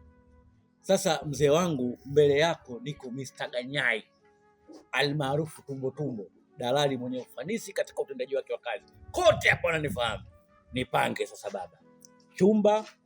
Chumba sebule, upande au nyumba nzima. Niko tayari kukuhudumia. Acha kujisifu sifa usizokuwa nazo Ganyai. Dalali gani tapeli wewe? Dalali muongo. Tapeli wewe, ni tapeli. Wewe wakunipangisha pale bondeni kwenye njia ya maji. Jumba linavuja kama chekecheo, kama chujio la nazi. Linavuja jumba. Unaniweka pale. Kweli? Wakunifanya hivyo mimi? Alafu Msisili, nilikuwa na kuheshimu sana, lakini nimekuja kugundua kumbe wewe mzee bogus. Sasa katika jambo hilo mimi kosa langu nini? Mimi kama dalali, wajibu wangu ni kumtafutia mteja wangu nyumba au eneo analolihitaji kulingana na kipato chake. Sasa pesa yako ndio ilipoishia pale. Unataka mimi nifanye nini? Lakini pia cha kuzingatia, wakati unapanga pale ulikuwa umelewa. Nilikushikia bastola. Si ulikuwa na akili zako timamu? Kwa hiyo ni wewe mwenyewe na akili zako. Mimi sihusiki katika hilo. Ganyai, acha kunifanyia mambo ya kihuni. Kama ulikuwa unachezea vyeupe hivi vyekundu, havichezewi na mtu kama wewe. Umenielewa? Mimi sidhulumiwi na mtu kama wewe. Ninachotaka hapa nirudishie pesa yangu, nikatafute sehemu nyingine. Pale sipataki. Unanichofya kwenye chujio la nazi. Ganyai! Yaani katika kitu ambacho mimi sipendi kwenye maisha yangu, kutishwa. Usinitishe bwana. Nakwambia Msisili, usije ukathubutu kunitisha. Mimi na wewe tulishamalizana. Pambana na hali yako. Mimi nafanya kitu kilichokuwa sahihi. Wewe ulichosisitiza unataka nyumba iliyokuwa na hewa. Hakuna hewa pale. Sasa kama hutaki kuishi pale, tafuta hela kapange sehemu nyingine. Na kama mimi nataka nikutafutie sehemu, hiyo ni mkataba mpya. Mimi sihusiani na hilo. Tena usije ukarudia kunitisha. Usinitiche. Kwa hiyo utaki kutishwa? Ndio, usinitishe. Utapeli wako. Nenda zako. Wewe nini? Wewe usitambe mbele ya udemu wako huyu. Kumbe kuongea kote unaona nina kisu. Ndio piskali, Ganyai. Rudisha hela yangu. Mzee usininyoshe kidole. Rudisha hela yangu. Unajua mimi siku nyingi nilikuwa nakuangalia wewe, macho yako utakuwa mwanga. Wewe unatafuta sababu. Rudisha hela yangu. Sikupi hela nini? Usinitishe. Nataka hela yangu. Niache, usinitishe. Nitakupiga mimi. Niache. Mwache. Wewe unataka nini mimi? Kwanza utakunipa kesi. Hivi nikupiga wapi ufi wewe? Wapi nikupiga kabisa utapona usipokufa wewe? Kila sababu nikupiga unakutoka. Sawa, umeshinda. Lakini mimi hili halijesha bado. Potelea mbali. Bado ipo. Mimi mwenyewe vita na vitaka. Nenda bwana wewe. Konichezera niwe. Nokusubula nokugala kuzimu demu yako kukulola hiyo kukukimbira. Niye sichezeragwa na mundu. Sichezeragwa na mundu kama gwe. Huo mkwala tu usinitishe. Alafu mzee atatafuta sababu ya kupaka mafuta. Hao wazee siku hizi si ovyo tu bwana. Wewe bwege tu. Wewe bwege mmoja tu. Usinitishe mimi.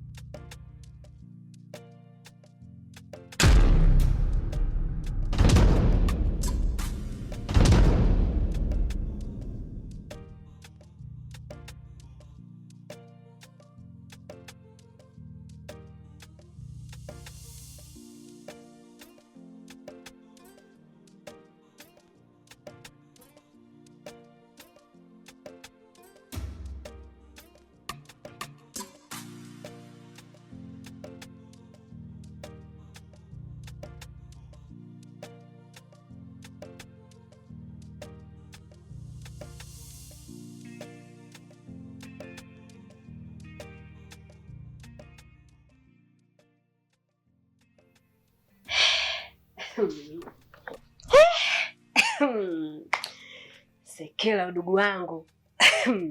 Afadhali nilivyokukuta. Maana nakwambia nimekaa nyumbani mbona unanifanya hivi? Kitu kimenika hapa. Hakipande, hakishuki. Nikinywa maji hakiendi, hakirudi. Yaani nakwambia kila nikikaa nakwambia naona moyo unafanya mpaka ninahisi joto. Nikasema, shida utani nifanya ugonjwa wa moyo. Wakati udugu wangu yuko pale, tena ninamuona kutwa mara 3 kama dozi ya panado. Ndio mguu wako. Nimetimba udugu wangu. Na ubuyu, yani wa moto moto. Karibu shogangu. Maana soko ya yaya hizo. Hata salamu inakushinda. Mimi sija kusalimia udugu. Nisamee bure. Kitu kimenika hapo. Niambie. Shoga yangu, leo ndo nimeamini duniani wanaume wote mbwa wote. Sekela. Shemeji anavyokutia aibu, anavyokudhalilisha huko mtaani, kila sehemu anaonekana yeye anatamba na kwambia kwa macho yangu haya nimemuona. Soko kwa hadisiwa, nimemuona kwa macho yangu. Anatamba nakwambia na kitoto nakwambia dada kitoto cha 2000 kitoto nakwambia dada kizuri kitoto kipotable kitoto yani Sekela vizuri kusimulia udugu. Nikasema shida utea nini? Niteseke na kuja kwa kufisha huyo mzima. Umemaliza shoga? Nimemaliza shoga yangu. Sasa nisikilize nikwambie kitu Saumu. Unapofanya ombe wako hakikisha ufanye uchunguzi kwanza. Sijui umenielewa? Huyo nimzungumzia wewe ni mdogo wangu anaitwa Mdeme. Hana siku ya 3 yuko hapa nyumbani kwetu. Na ametoka na shemeji yake ameenda kumtafutia kazi. Kwa hiyo chochote ulichokiona ni utani na ukaribu wa mtu na shemeji yake. Sijui umenielewa?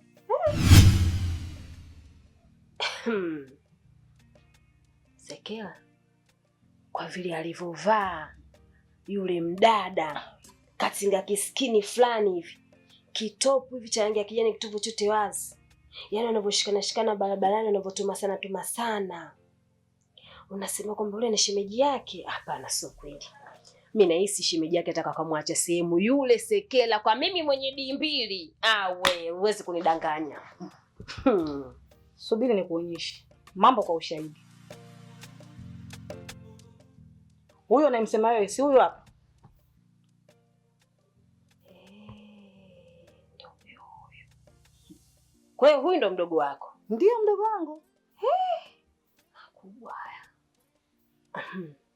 Basi mdogo wangu kama huyo ndo mdogo wako, nikushauri tu kuwa naye makini mdogo wako. Maana ndisi nilivyowaona na jinsi ambavyo ninavyojua mimi madalali wanavyochombeza. Fanya uchunguzi Sekela. Fanya uchunguzi, upeleleze tena kwa makini. Mimi umbea wangu haupiti bure. Yaani umbea wangu mimi unakuwa moto. Yaani uwe makini na uchunguze kwa kina, jibu utalipata. Mimi ndo ninakwambia udugu wangu. Shauri yako. Swaumu, nimekusikiliza na kutosha. Sawa? Umeletea upumbavu wako, nimekusikiliza na kutosha. Naomba uondoke Swaumu. Huyo ni mdogo wangu. Tumezaliwa baba mmoja mama mmoja. Hawezi kufanya upumbavu kama huo. Kuanzia leo hii na kuendelea, ukome kufuatilia familia yangu. Tena uondoke sasa hivi. Umenielewa? Nimekuchoka, naomba uende. Nenda bwana.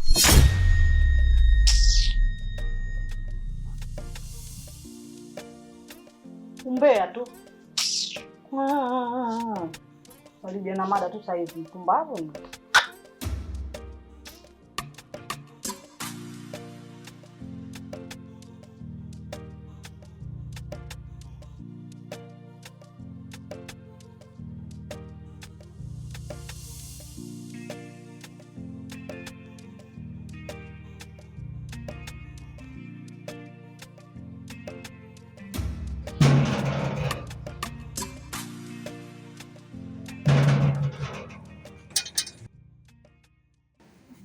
Sasa hizi sina haja ya salamu zako, sawa? Haya, huyo mumeo yupo huko? Hayupo kwa kweli. Hayupo Awepo asiwepo, naomba umwambie Nyamkumba alikuja hapa, na kama nilikuja afanye kila njia anitafute mimi leo. Asiponitafuta nitakachokifanya asija kalia na mimi. Siku 3 nzima sijamwona. Yeye ni mtu aina gani? Naomba akija umweleze. Nadhani umenielewa. Kulikoni kwani? Hainihusu kiumeni wala kikeni. Hayo maswali nenda kamuulize mmeo. Nimechoka kufanya mtoto mdogo kila siku. Sawa?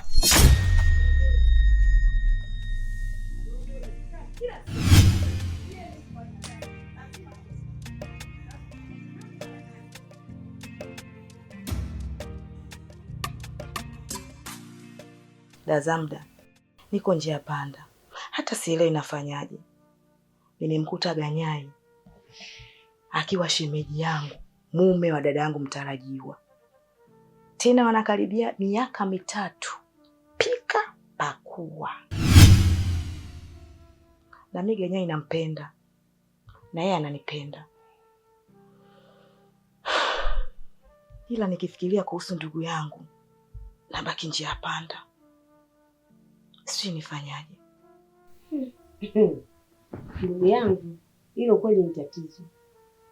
Ganyai kweli unampenda na unahisia naye, lakini kuishi naye karibu kipengele. Maana ukizingatia Sekela ni dada yako, baba mmoja mama mmoja. Kwa kweli hapo unashindwa hata niseme. Maana hapo kuna mapenzi na undugu. Yaani Davzabda ninavyokuambia, mpaka jana usiku Ganyai kamwacha mkee chumbani kanifuata mimi. Na leo ananisitiza, ananihitaji, ananipenda, tena yuko tayari hata kumwacha dada yangu.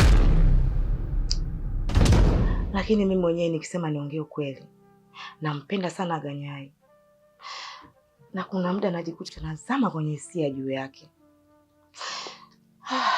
Nikikumbuka mapenzi yake, tafanyaje mimi?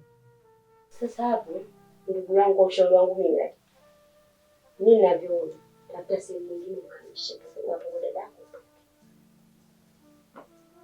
Au ikibidi rudi kwa yule mwanamume uko unaishi naye. Maana ukiendelea kuishi pale kwa dada yako, naona hapo mbele kuna tatizo kubwa linakuja kutokea. Hapana, kurudi tena kule haiwezekani. Alafu isitoshe, yeye napendaga tu nikimkuta Ganyai mbele ya macho yangu, uwaga nasikia raha. Akiwa mbele yangu yanapita na yaani ninaridhika kabisa. Si sehemu yoyote niko sambamba na Ganyai. Sasa ndio kama unajisikia raha kumwangalia, uishie kumwangalia hivyo. Kama unataka kuendelea kuishi na dada yako, inabidi ukubaliane na chochote kitachotokea pale na uwe mpole. Maana yule kashakuwa mume dada yako. Ukifanya chochote cha ajabu, utamuumiza sana dada yako. Sawa, nitajaribu kufuata ushauri wako, lakini sidhani kama nitaweza. Maana yule baba anajua mapenzi yule. Umuone vile vile yule. Kimoke mwepesi yule. Anajua mapenzi dada.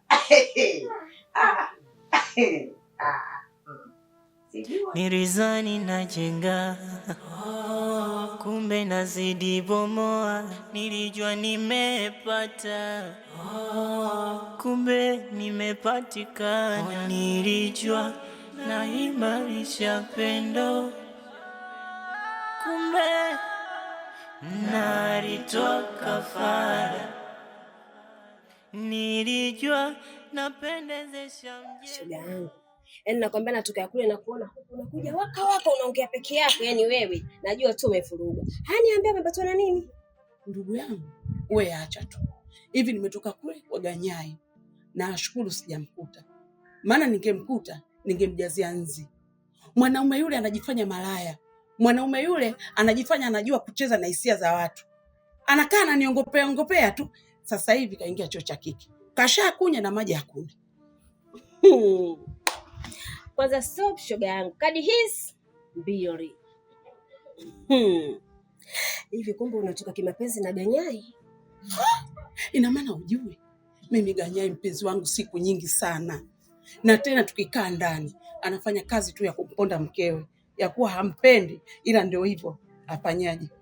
Lakini cha kushangaza siku 3 hizi bwana yule hakuna cha maongezi, hakuna cha nini, yaani amebadilika kabisa. Aombe nisionane naye. Shoga yangu, acha tu nikupe pole. Yaani Ganyai acha asitishe huduma. Ndugu yangu, kwanza kwake familia pale imeongezeka. Yupo Ganyai, mkewe na mdogo wa mke wake. Hivi unawafikiria wote wapata huduma? Bibi we, sikiliza nikwambie. Mimi haya hayanihusu hata kidogo. Hapa nilipo nimemuomba hela ya losheni leo siku ya 4 na sare ya kijola kwa malazia. Yapata wiki sasa hivi hajanipa. Sasa asije akaomba nikaonana naye. Nitamfanyia fujo yule, atanijua mimi nani. Na kujua udugu wangu unaga shombovu. Kilianzisha unalianzisha, ila utambue tu kwamba udugu wako niko nyuma. Ukilianzisha na mimi niko nyuma. Nalijua. Unajua Mbona jambo? Sasa ngoja nikwambie. Nishaacha ujumbe kwa mkewe. Asipoonana na mimi leo, kesho asubuhi na timba. Watanijua mimi Nyamkumba au Nyarwambo mtoto wa Kizalamu. Haya shoga yangu. Basi poa, haina shida. Haya.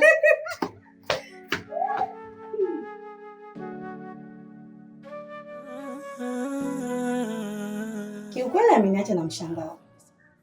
Mwanamke anaongea yule kama cheleani. Sijui hata umemfanya nini mume wangu. Halafu cha kusisitiza, amesema leo isiishe umtafute. Usipomtafuta utajuta. Okay, nimemkumbuka. Ana mwili kidogo hivi. Kumbe huyo. Kile kijiwe cha zamani cha udalai tulichokuwa tunakaa pale. Kwa pembeni ukaona kama kuna kibanda fulani cha mamalishe, ndio kilikuwa cha kwake. Japokuwa mara nyingi alikuwa anaweka wafanyakazi, lakini ndio mwenyewe. Sasa kuna siku nilikula pale, sikulipa. Na deni la shilingi 2,000. Anadai 2,000 yake. Lakini mume wangu, unatafuta fedha kwa vitu vidogo. Kumbe pesa yenyewe ni 2,000 tu. Si umpe hela yake. Anaonekana mwanamke mwenye hana hata stara hiyo. Ni kweli mke wangu unachokisema. Na mimi binafsi nimekuelewa. Kama imeshafikia hatua ya kuanza kufuatana hadi majumbani, haijakaa vizuri. Hilo jambo nitalifanyia kazi. Leo hii nitampatia pesa yake. Kwa hiyo halitojirudia tena. Basi mume wangu. Twende kuandalia maji uoge, uondoe chovu. Sawa. Haina shida.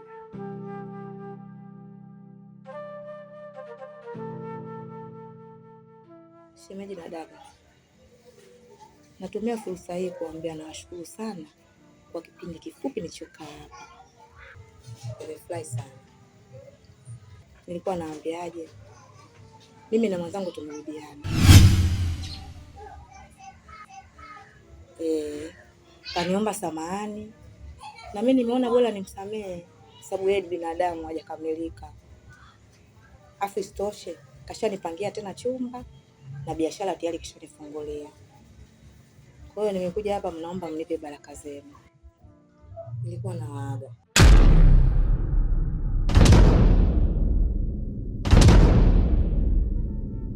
Lakini Mdeme mdogo wangu, mbona ghafla hivi? Hakuna kitu chochote ambacho tumekukosea? Hapana dada. Hamna kitu mlichonikosea. Yaani kwa huu muda mfupi nilioishi hapa, nimeenjoy sana. Ila nimeamua tu kwenda kuanza maisha. Shemeji, mimi sina haja ya kumung'unya maneno wala kupepesa macho. Katika hili baraka zangu upati. Yaani siko tayari kabisa uondoke. Hivi shemeji yangu, yaani umenusulika sehemu chupu kuuawa. unarudi tena huko huko. Alafu mimi Mr. Ganyai ni kuache shemeji yangu uende ukanyanyasike? Kweli? Hapana. Na isitoshe mimi tayari nimekisha kupangia mambo mengi mazuri wewe. Sasa ghafla tu from nowhere kurupu unahaga. Hapana. Mimi na mke wangu huyu dada yako jana usiku tunapanga mipango ya kukusaidia wewe ili angalau usimame mwenyewe. Au unaongopa? Ni kweli mume wangu. Mume wangu uko sahihi. Na mimi naungana na yeye. Utajisikia vibaya unapoondoka hivyo ghafla. Mimi niko naomba ukae kidogo, usiondoke. Yaani shemeji, usikurupuke. Unajua ukifanya maamuzi ya kurupuka, majuto ni mjukuu. Hilo wazo lako hilo, hebu kaa litafakari mara 2, mara 3, mara 4, hata mwezi mzima. Ujiridhishe kweli uko sahihi. Sio mtu kakupelemba kakulagailagai tu na kurupuka afu utaenda kujuta. Utayakumbuka maneno yangu. Sawa, nimewaelewa shemeji na dada. Nitakaa japo wiki 2 hivi huku nikitafakari. Nikiona iko sawa, nitaondoka. Hapo sawa. Kwa niaba ya mke wangu niseme kwamba tunashukuru kwa wewe kukubali kusikiliza ushauri wetu. Na sisi tutajitahidi katika hizo wiki 2 tuanze kuyatimiza kwa vitendo yale mazuri tulokupangia, ili uone kwamba sasa hivi unatakiwa kusimama mwenyewe. Kumbe bwana wewe upo Haya. Hujapata salamu zangu? Hujapata salamu zangu na kuuliza? Hivi wewe unajikuta wewe nani? Unajikuta wewe nani na kuuliza? Wewe ni mtu aina gani? Wewe ni mtu aina gani? Siku 3 zima sikuoni. Hamna salamu, hakuna nini. Wewe wakunifanya mimi mtoto mdogo? Wakunifanya mimi mjinga? Hakuna cha ngoja. Hakuna cha ngoja. Hivi wewe unanifanya nini? Unanifanya mimi sina akili. Na nakupa maagizo yangu, unayapata kwa watu, halafu napuuzia, unategemea nini? Taratibu. Mbona vitu vya kuelekezana vipi? Ina maana salamu ndizo ziacho hujazipata, na kama unataka kuelekezana na mimi kwa nusu nifuate. Kwa nusu nifuate, ulikuwa unataka mimi nije? Hebu basi naomba tukazungumze nje hapo kidogo, tutaelewana. Nani aongee na wewe nje? Nani aongee na wewe nje? Sina haja ya kuongea na wewe nje. Naomba hela. Sasa unajua hapa huyu ni mgeni. Kwa hiyo kuna vitu vingine na kwa kufanya. Huyo mgeni wako mimi anihusu kiumeno, lakini nataka hela. Naomba hela. Naomba hela. Sitaki kugombana na wewe. Naomba hela. Sasa sikumali mbele tunaenda kuelekezana. Sitoki nje, nataka hapa. Sitoki nje. Nataka pesa yangu. Tena usinichanganye kabisa. Nilishakwambia. Naomba pesa, nisaidie pesa. Acha kunichanganyia madawa. Umenielewa? Acha kunichanganyia madawa. Kwanza wewe siku hizi unadharau. Wewe siku hizi umebadilika. Nipe pesa yangu. Nipe pesa yangu. Lakini mume wangu, fedha yote ya nini? Tunasema nakudai 2000 tu. We koma, we shika adabu yako. Tena na adabu ikushike. Haya mambo hayakuhusu. Tena usipende kuingilia, funga bakuli lako. Na ukiendelea kuongea nitakuonyesha. Hakuna cha basi. Mimi naomba hela. Sasa Nyakumba, mimi kwa sasa hivi hela sina, lakini baadaye nitakuletea. Wewe acha uongo bwana. Mara ngapi unanidanganya? Mara ngapi unanidanganya? Umeambia huyu mwanamke nimemwachia salama hapo. Mbona hukunifuata? Na kama ungekuwa na shida hiyo, kwa nini usije kuniambia? Unakuja kuniambia hapa baadaye, mimi sikubali. Naomba hela. Naomba hela bwana. Kwani shemeji anakudai shilingi ngapi? Huyu 15,000.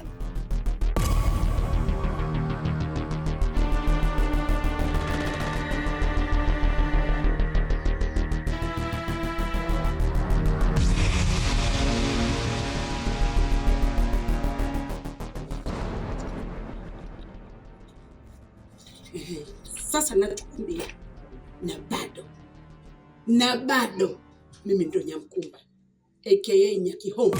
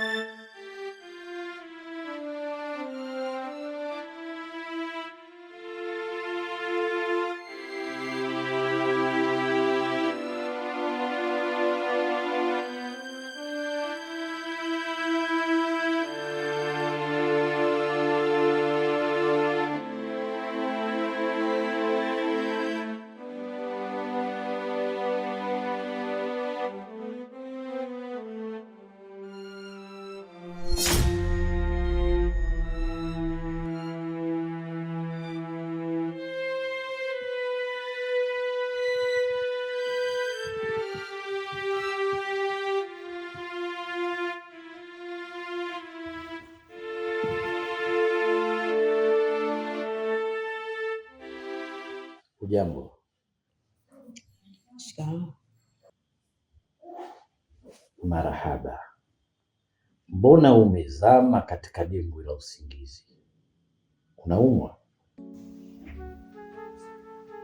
Hapana, nilipumzika tu.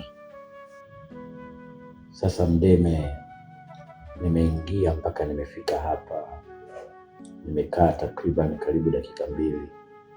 Kama ningekuwa mwizi, si nimeshaiba na kutoroka?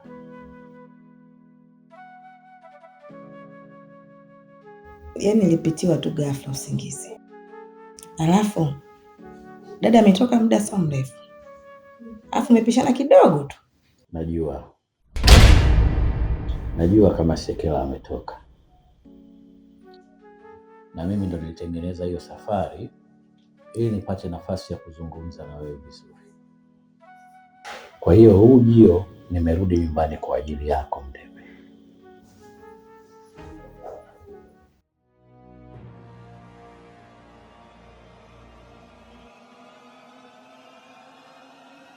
Mdeme, kiufupi mimi nimechoshwa kabisa na hizi drama zako.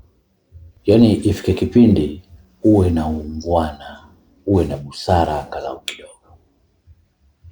Unafahamu kwamba mimi na wewe tulikuwa na mahusiano ya kimapenzi kabla hata sijafahamiana na dada yako, na tulipendana sana, na kila mtu hata baada ya kupoteana hajawahi kupoteza kumbukumbu ya mwenzie. Kipi hasa kinacholeta ugumu kurudisha haya mahusiano baina yetu walau kwa siri? Mr. Ganyai, yaani wewe hujui ugumu uko wapi? Wakati unajua kabisa Dasekela. Najua hahitaji kunikumbusha. Nafahamu kwamba Sekela ni dada yako, lakini wewe na mimi penzi letu lilikuwa ni penzi la kwanza, first love, kabla hili la penzi lilopo sasa hivi. Na ukipima thamani ya upendo nilokuwa nao kwa dada yako na upendo nilokuwa nao kwako, ni vitu viwili tofauti. Na kupenda na kuhitaji. Na ndio maana nimekwambia mara kadhaa, dada yako hata kitakiwa nimwache sasa hivi nitamwacha kwa ajili yako. Yaani imefika kipindi mimi sina raha na amani ya maisha yangu. Sasa kama unaona labda hatuwezi kuwa kama tulivyokuwa zamani, basi angalau hata kwa siri tuwe tunakumbushia. Sipati usingizi, sili chakula kikashuka, sinywi maji yakapita kwa ajili ya haya mateso. Mpaka lini? Mr. Ganyai, hebu nielewe. Tambua ule mimi dada yangu damu, baba mmoja mama mmoja. Hivi kwa tufanye haya mambo akija kujua? Alafu kama unaona labda haiwezekani tukarudiana katika ile hali kama ya mwanzo, basi hata tuwe tunakumbushia. Yaani lipigeni kipi kipya Mdeme? Hebu tafadhali, naomba penzi lako tena. Siwezi kuishi bila wewe. Hata mimi pia siwezi kuishi bila wewe. Nakupenda. Na nasikia wivu unapokuwa na dada. Kila siku nakwambia mimi siwezi. Lakini mimi siwezi. Wala usiwe na wasiwasi. Lisikutishe. Kwa hiyo unaniambia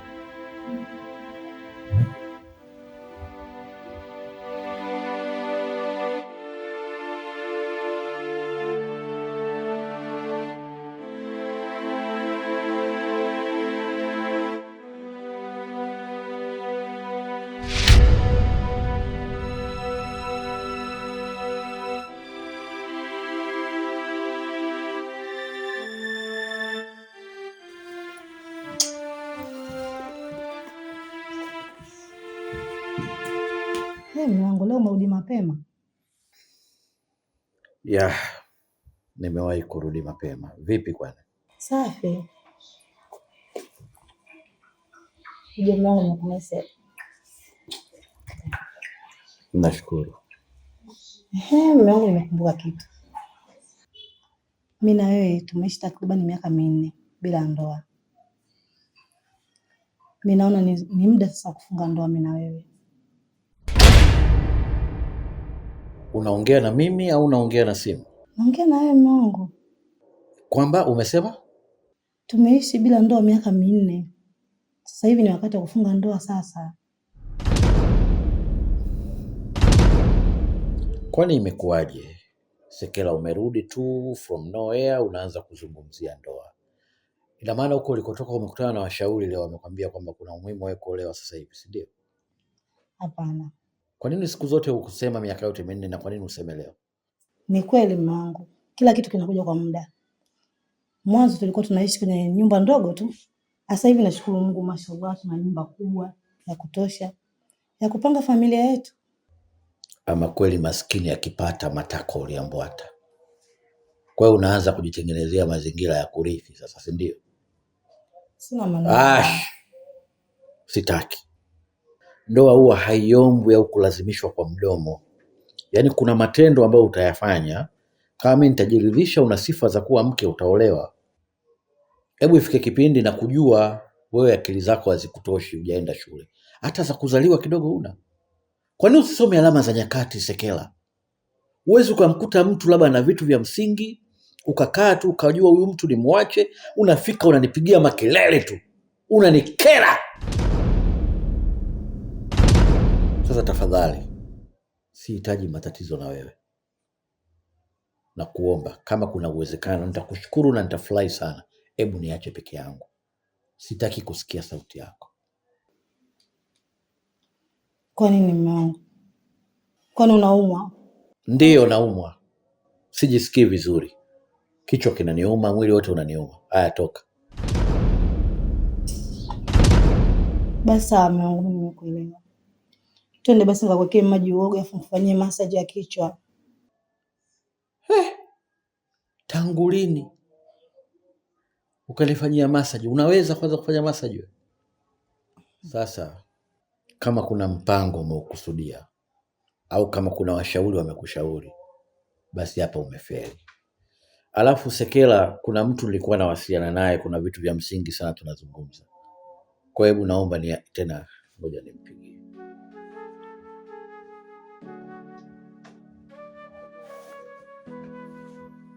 Janjaro. Niambie. Sasa hebu tukutane basi hapo pabu hapo tulipokutana juzi hapo tulipokula nyama hapo. Wacha bwana. Nimesikia wahudumu kontena zima wameshushwa hapo, wahudumu wapya kabisa. Bwana, nakuja sasa hivi. Haina shida.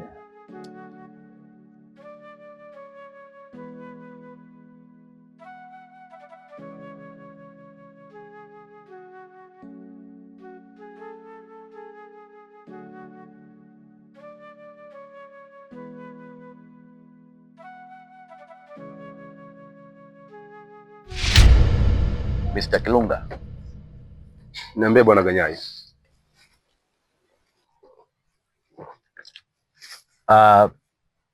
Kuna jambo la msingi sana nataka kushare na wewe leo. Na nimechukua maamuzi haya kutokana na ukaribu tuliokuwa nao. Unajua urafiki wetu sasa umefikia kwenye udugu. Sasa mimi kaka yako, kuna vitu fulani vinaendelea kwenye maisha yangu vimepelekea nichukue maamuzi yafuatayo. Mimi bwana nimefikia maamuzi ya kuoa. Kwa hiyo muda wowote, saa yoyote kutoka sasa, nitakushirikisha katika mchakato mzima wa kuiratibu hii ndoa yangu.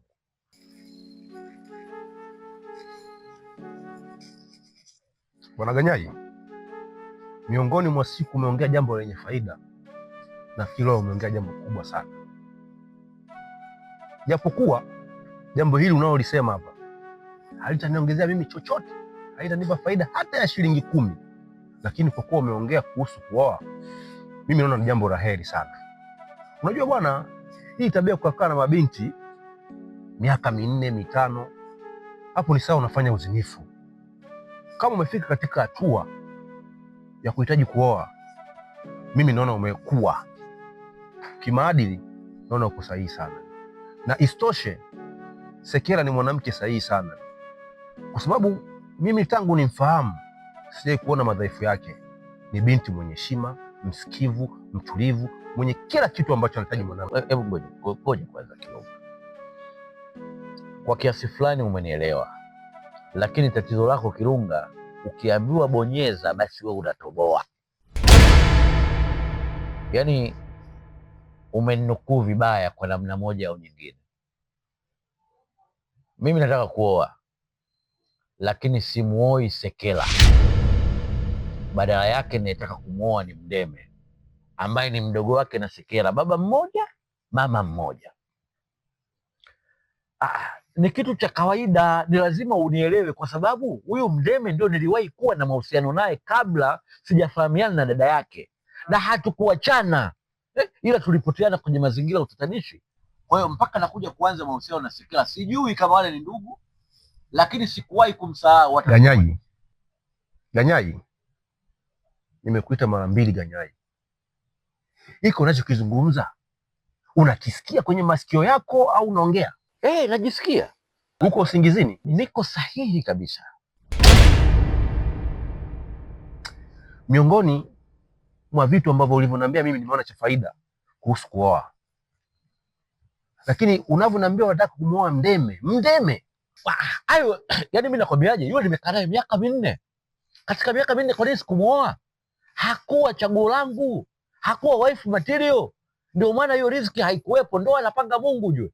Lakini mdogo wake amerudi katika kipindi kifupi tu, natangaza ndoa. Hapo unaonaje? Wewe ni kaka yangu, lakini kwa hili sikuungi mkono. Binti alishaondoka, umeshapotezana naye zaidi ya miaka 4 na ukachukua maamuzi mengine. Umemchukua Sekela, umekaa naye zaidi ya miaka 3. Leo hii unataka kuniambia kwamba ana thamani kwako? Tatizo lako Kilunga, unaongea sana kama mpiga debe. Unajua hapa tunazungumzia ndoa. Wahenga walisema ni bora ukosee kununua shati, utanunua shati lingine, lakini sio ukosee kuoa. Alafu viko vitu vya kumshauri mtu, lakini sio mahusiano, sio mapenzi. Yaani hiyo nikwambie kabisa. Yaani vipo vitu vya kumshauri mtu, lakini katika idara hiyo muachie mtu afanye maamuzi yake. Bwana Ganyai, mimi jua hili sikuungi mkono. Sawa, wewe ni brother wangu na umenizidi kila kitu, lakini jua hili siwezi kuikubali hii dhambi iendelee kufanyika. Sasa kwani lazima? Basi mimi sitaki. Hapo cha msingi sasa tuendelee kupata maji, kunywa, ulewe, na kama umechoka nenda kalale, lakini usijifanye unajua sana kuliko mimi. Amka Ganyai, amka. Hiki unachokifanya sio sahihi ardhini hata mbinguni. Au ushalewa tayari? Naongea na wewe, unaongea na pombe. Sasa wewe hujawahi kunipinga. Tangu lini ukanipinga mimi? Yaani ni hivi, ndio utambue kabisa kwamba sikuwahi kukupinga hata siku moja, lakini juu ya hili sitakuwa upande wako. Taki, si nimekwambia sitaki, kwa lazima. Ni hivi, Sekela kwangu mimi sio kwangu tu. Hata kama nitaelezea familia yangu juu yako, Sekela ni mwanamke kwako. Achana na hizo habari za Mdeme. Mwanamke kashapotea miaka zaidi ya 4 5, kunajua kapitana kitu gani? Tena anarudi kwako akikuletea maradhi. Unakurupuka tunaye, unaweza kuwapokea vitu vingine ambavyo haviwezi kuruhusiwa kwenye akili yako hata kwenye moyo wako. Bwana, basi tufanye shortcut. Hapa no, sitaki. Hebu amka kutoka usingizini brother. Mimi naona upo kwenye ndoto. Hiko unachokifanya si halali na si sahihi. Wewe ziba masikio yako, lakini utakapoamka kesho utakuja kutambua mimi nini ninachokisema kwako. Leo unielewi, lakini utafahamu mimi ninachokimaanisha.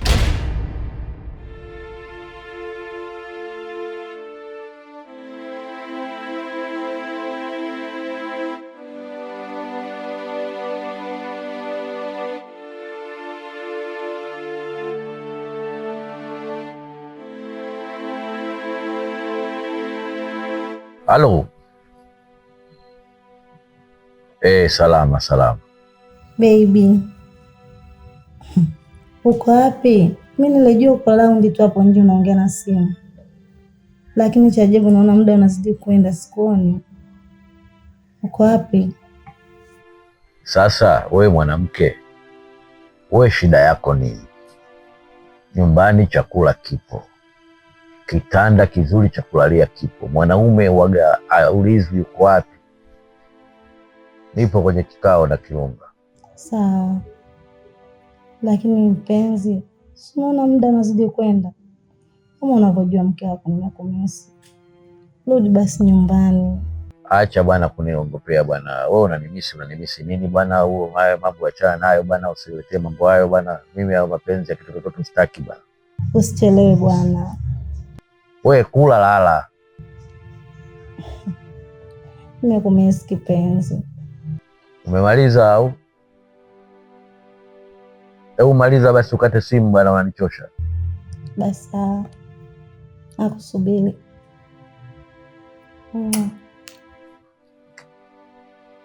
Bwana Ganyai, Sekela ndo mwanamke wewe. Tazama jinsi gani anavyoongea kwa upendo hivyo.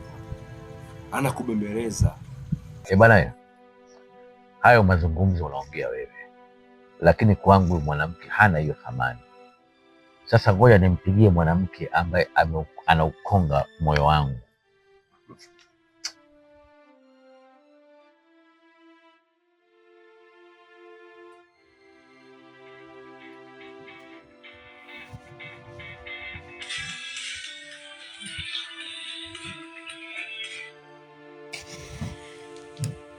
Alo mpenzi wangu.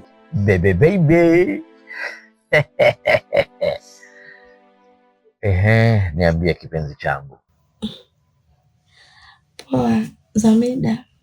Mbona sauti yako unaonekana kama umelala mapema? Kwa nini? Unauliza kwa nini? Jibu unalo. Yaani umenichosha mpenzi wangu. Hapa nipo hoi. Yaani wewe umekuwa kama kiungo mshambuliaji. Kote kote upo. Unapiga kama Pele.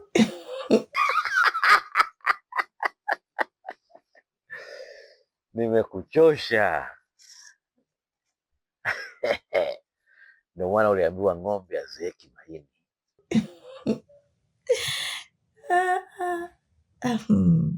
Kwa ile gwaride limekuchosha?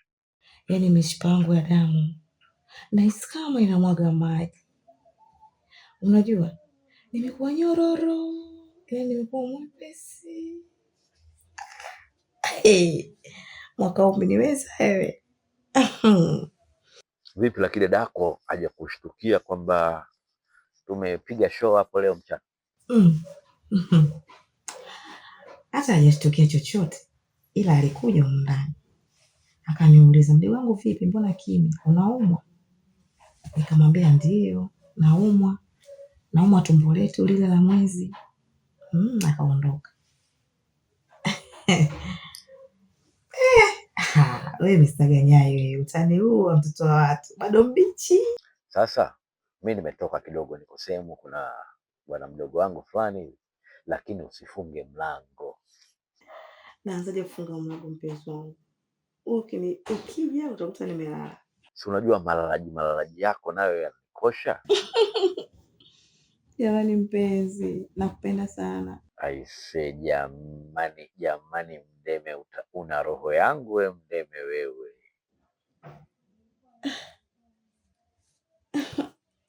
Nakupenda pia.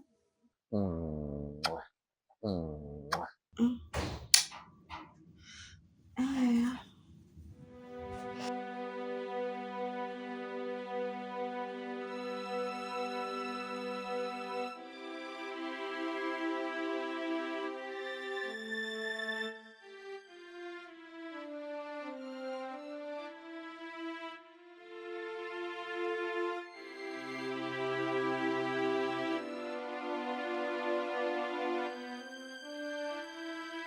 Ganyai, hizo dawa zimekuingia sawa sawa.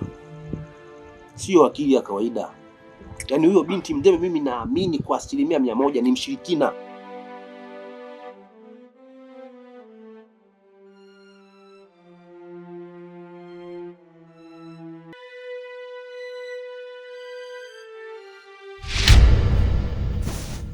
Mume wangu. Huwezi amini. Kila siku nakuona mpya. Yaani leo nataka ukonge moyo wangu, maana nina shauku na hamu kama zote.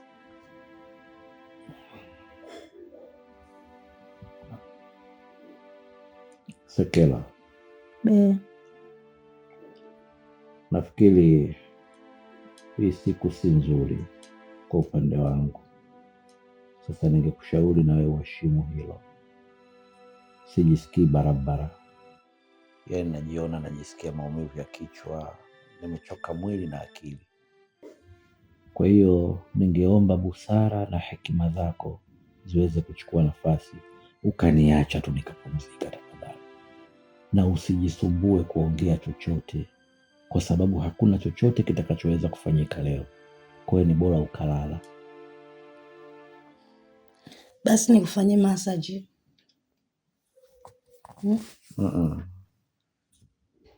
Sihitaji kufanyiwa massage. Asante na shukuru. Naomba niache nipumzike. Amani yangu inanituma kama nitapata usingizi angalau masaa 2-3 nitakuwa sawa. Kwa hiyo tafadhali naomba niache. Lakini mume wangu, unajua kiasi gani nimekumisi? Kuna nifanya hivi? Kwa nini mtu akiongea katika hali ya kawaida huwezi kumuelewa? Si nimekwambia nimechoka na nataka kupumzika. Kunimisi umenimisi nini kila siku tuko wote hapa? Mbona leta mambo ya ulaghai bana? Kila watu kama wewe wakishakuaga na mambo yao ya ovyo wanakuwa kujihami ni kuone kama vile labda unanipenda labda kama nini. Hebu naomba niache. Ukinigusa tena nitakupiga kibao iko. Hebu sogea ulale huko bana.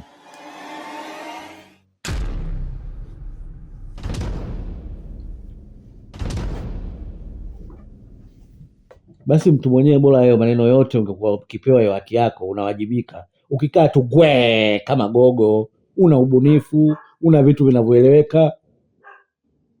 Unakuja pale nimekomeshi, mapenzi yenyewe yako mdomoni tu. Ukufundwa au kufundishwa wewe namna kumtumikia mumeo.